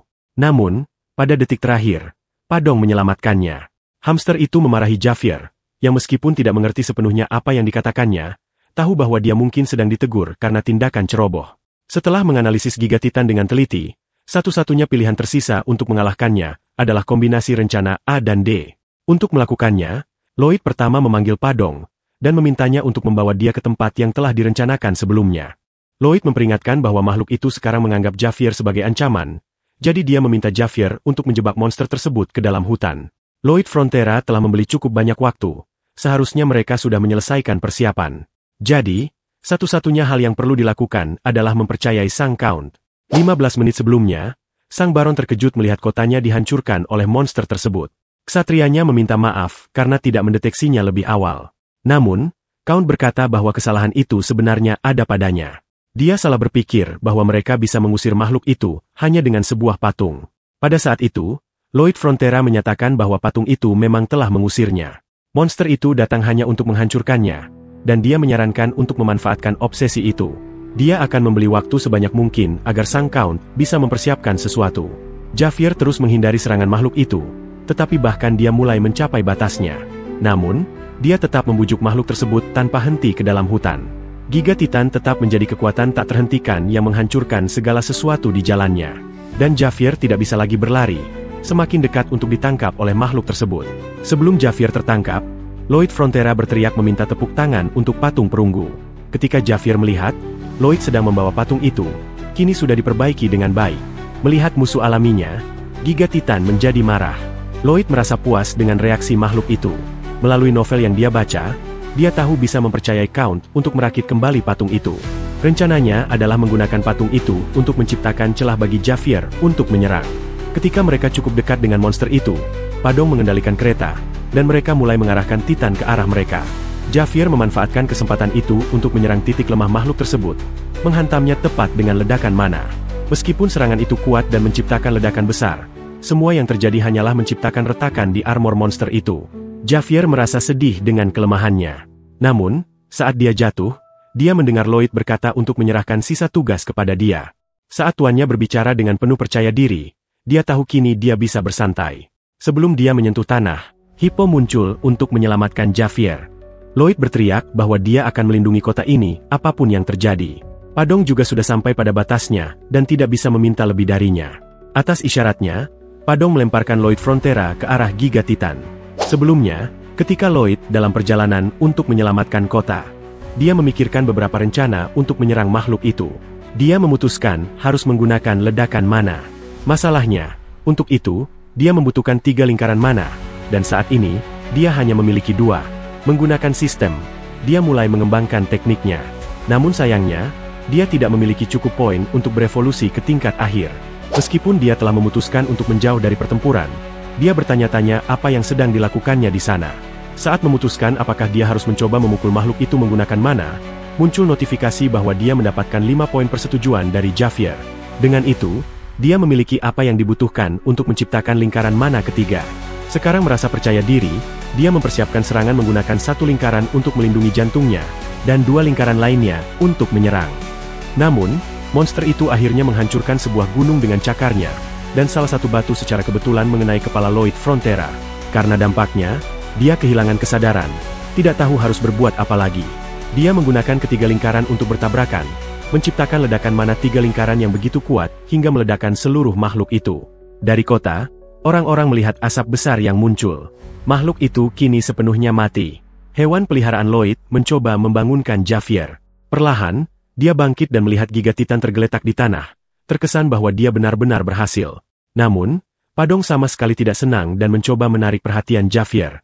Dia mengikuti ketiga hewan peliharaan yang putus asa itu, menemukan Lloyd sedikit lebih jauh di depan dengan kepala berdarah dan mata yang tak bernyawa. Dia mendekat dan mendengarkan detak jantungnya. Namun, Lloyd tidak memiliki detak jantung. Seekor merpati pos terbang menuju kediaman Frontera. Di sana, Count mengambil surat tersebut dan terkejut dengan isinya. Ia segera menaiki kuda dan berangkat menuju Cremo. Dalam surat yang dibacanya, Baron Cremo menyebutkan bahwa putra sulungnya, Lloyd, dengan mengagumkan telah menyelesaikan semua pekerjaan konstruksi yang mereka butuhkan. Namun, setelah pesta, kota menghadapi bahaya besar, dan pada saat itu, Lloyd dan para pengawalnya mengorbankan diri untuk menyelamatkan banyak nyawa, meninggalkan Lloyd dalam keadaan koma yang tidak biasa. Baron terburu-buru menuju Cremo, khawatir akan keadaan putranya. Dia teringat kembali semua momen yang dibagikannya dengan Lloyd yang baru, yang tidak pernah memanggilnya ayah, hanya Baron. Sekejap, Frontera ragu apakah pemuda itu benar-benar putranya. Namun sebelum dia bisa merenung lebih jauh, seekor monster muncul di jalan. Sang kesatria turun dari kudanya dan menginstruksikan Count untuk melanjutkan perjalanannya sementara ia menghadapi makhluk itu. Ia mempertahankan diri dari serangan pertama binatang buas tersebut, meminta maaf kepada Count, dan berjanji untuk bertemu lagi di Cremo. Kesatria dan monster itu menyerang secara bersamaan, tetapi serigala itu terlalu kuat. Ia mematahkan pedang kesatria dan menggigit bahunya. Meski demikian, kesatria terus bertarung, bahkan ketika ia terdesak. Ketika ia mengira nyawanya akan melayang, Baron dan Barones muncul, membantu mengalahkan serigala tersebut. Kesatria merasa malu karena tidak mampu menangani makhluk itu sendirian, tetapi Baron mengingatkannya bahwa ia adalah seorang vasal dan merupakan tugasnya untuk melindungi rakyatnya. Tiba-tiba, Barones memperhatikan sesuatu yang mengkhawatirkan, sekawanan serigala yang mendekat. Meskipun terluka, kesatria tetap berdiri menghadapi serigala-serigala itu, sementara Baron dan Barones mulai kehilangan harapan. Lalu, Javier tiba, dengan cepat menyingkirkan serigala-serigala tersebut dan menawarkan untuk mengantar mereka, menanyakan apakah ada yang terluka. Kesatria Baron tahu bahwa Javier memiliki keterampilan yang mumpuni, tetapi bertanya-tanya apa yang membuatnya begitu kuat sejak tiba di Cremo. Barones bertanya apakah Lloyd baik-baik saja. Namun, Javier tidak bisa memastikan apakah dia masih hidup atau tidak. Dia menjelaskan bahwa setelah raksasa itu dikalahkan, Lloyd tidak memiliki detak jantung. Dalam kepanikan akan kehilangan rumah barunya, Javier tiba-tiba merasa lega ketika detak jantung Lloyd kembali. Meskipun ia yakin bahwa jantung Lloyd telah berhenti, ia masih memiliki denyut nadi dan bernapas. Saat menyentuh dada Lloyd, Javier merasakan hati Triple Circle berputar dengan kecepatan yang luar biasa akibat medan magnet yang dihasilkan. Ia tidak bisa menentukan kondisi jantungnya, hanya bahwa medan tersebut yang membuatnya tetap hidup. Kembali ke masa sekarang, orang-orang berusaha membangun kembali kota. Javier menjelaskan bahwa tuan muda berada di rumah Count, di bawah perawatan seorang dokter. Namun, kondisinya belum membaik. Count merenungkan pertarungan mereka melawan makhluk yang mengerikan itu, tetapi Javier bersikeras bahwa dia hanyalah pedang yang digunakan Lloyd. Kekuatan Lloyd sendiri yang berhasil mengalahkan monster tersebut. Mendengar ini, bahkan orang tua Lloyd Frontera pun tidak percaya bahwa dia memiliki kekuatan itu, sampai mereka mendengar bahwa para bangsawan lain sedang menuju rumah Count untuk memberikan penghormatan kepada Lloyd. Mereka mengakui bahwa tanpa dia, semua orang pasti akan membeku sampai mati. Lloyd tidak hanya menyelamatkan orang-orang dari laut, tetapi juga membantu seorang prajurit yang terjebak di puing-puing, mencegah kebakaran besar menghancurkan kota. Memang, seluruh kota mengakui bahwa mereka diselamatkan berkat Lloyd Frontera, dan semua orang di luar rumah Baron memberikan penghormatan kepadanya. Seorang pria mencoba memicu pertengkaran, menyalahkan Lloyd atas insiden itu karena sebuah patung yang ia buat. Namun, ia dipukuli oleh kerumunan yang cukup marah. Di dalam ruangan, Lloyd Frontera akhirnya terbangun. Kepalanya terasa sakit, dan beberapa notifikasi sistem muncul di depannya. Ia ingat menggunakan Triple Mana Blast seperti orang bodoh dan bertanya-tanya, apakah ia benar-benar masih hidup. Sistem mengonfirmasi bahwa dia masih hidup, mendorong Lloyd Frontera untuk bertanya bagaimana hal itu bisa terjadi, karena seharusnya jantungnya sudah meledak. Saat itu, Javier memasuki ruangan dan terkejut dengan pemandangan tersebut. Lloyd senang melihatnya dan segera bertanya berapa banyak yang akan dibayarkan untuk konstruksi. Untuk beberapa saat, Javier merasa kecewa karena itu adalah kata-kata pertamanya. Tetapi ia segera merasa bahagia karena Lloyd tampak sehat. Baron dan Baroness berlari masuk ruangan, memeluk putra mereka yang baru saja terbangun. Apakah dia benar-benar Lloyd, atau bukan tidaklah penting sekarang. Mereka hanya bersyukur dia masih hidup. Di ibu kota kerajaan Magenta, seorang pelayan melapor kepada sang ratu mengenai surat dari Count Tremo. Ratu tertarik bahwa ada orang seperti itu di kerajaannya, dan memerintahkan bawahannya untuk mengirim pesan kepada Baron Frontera, agar membawa putranya dan pengawalnya. Yang Mulia Ratu, Alicia Magentano, menyatakan bahwa dia akan menemui pria ini dan menilainya sendiri.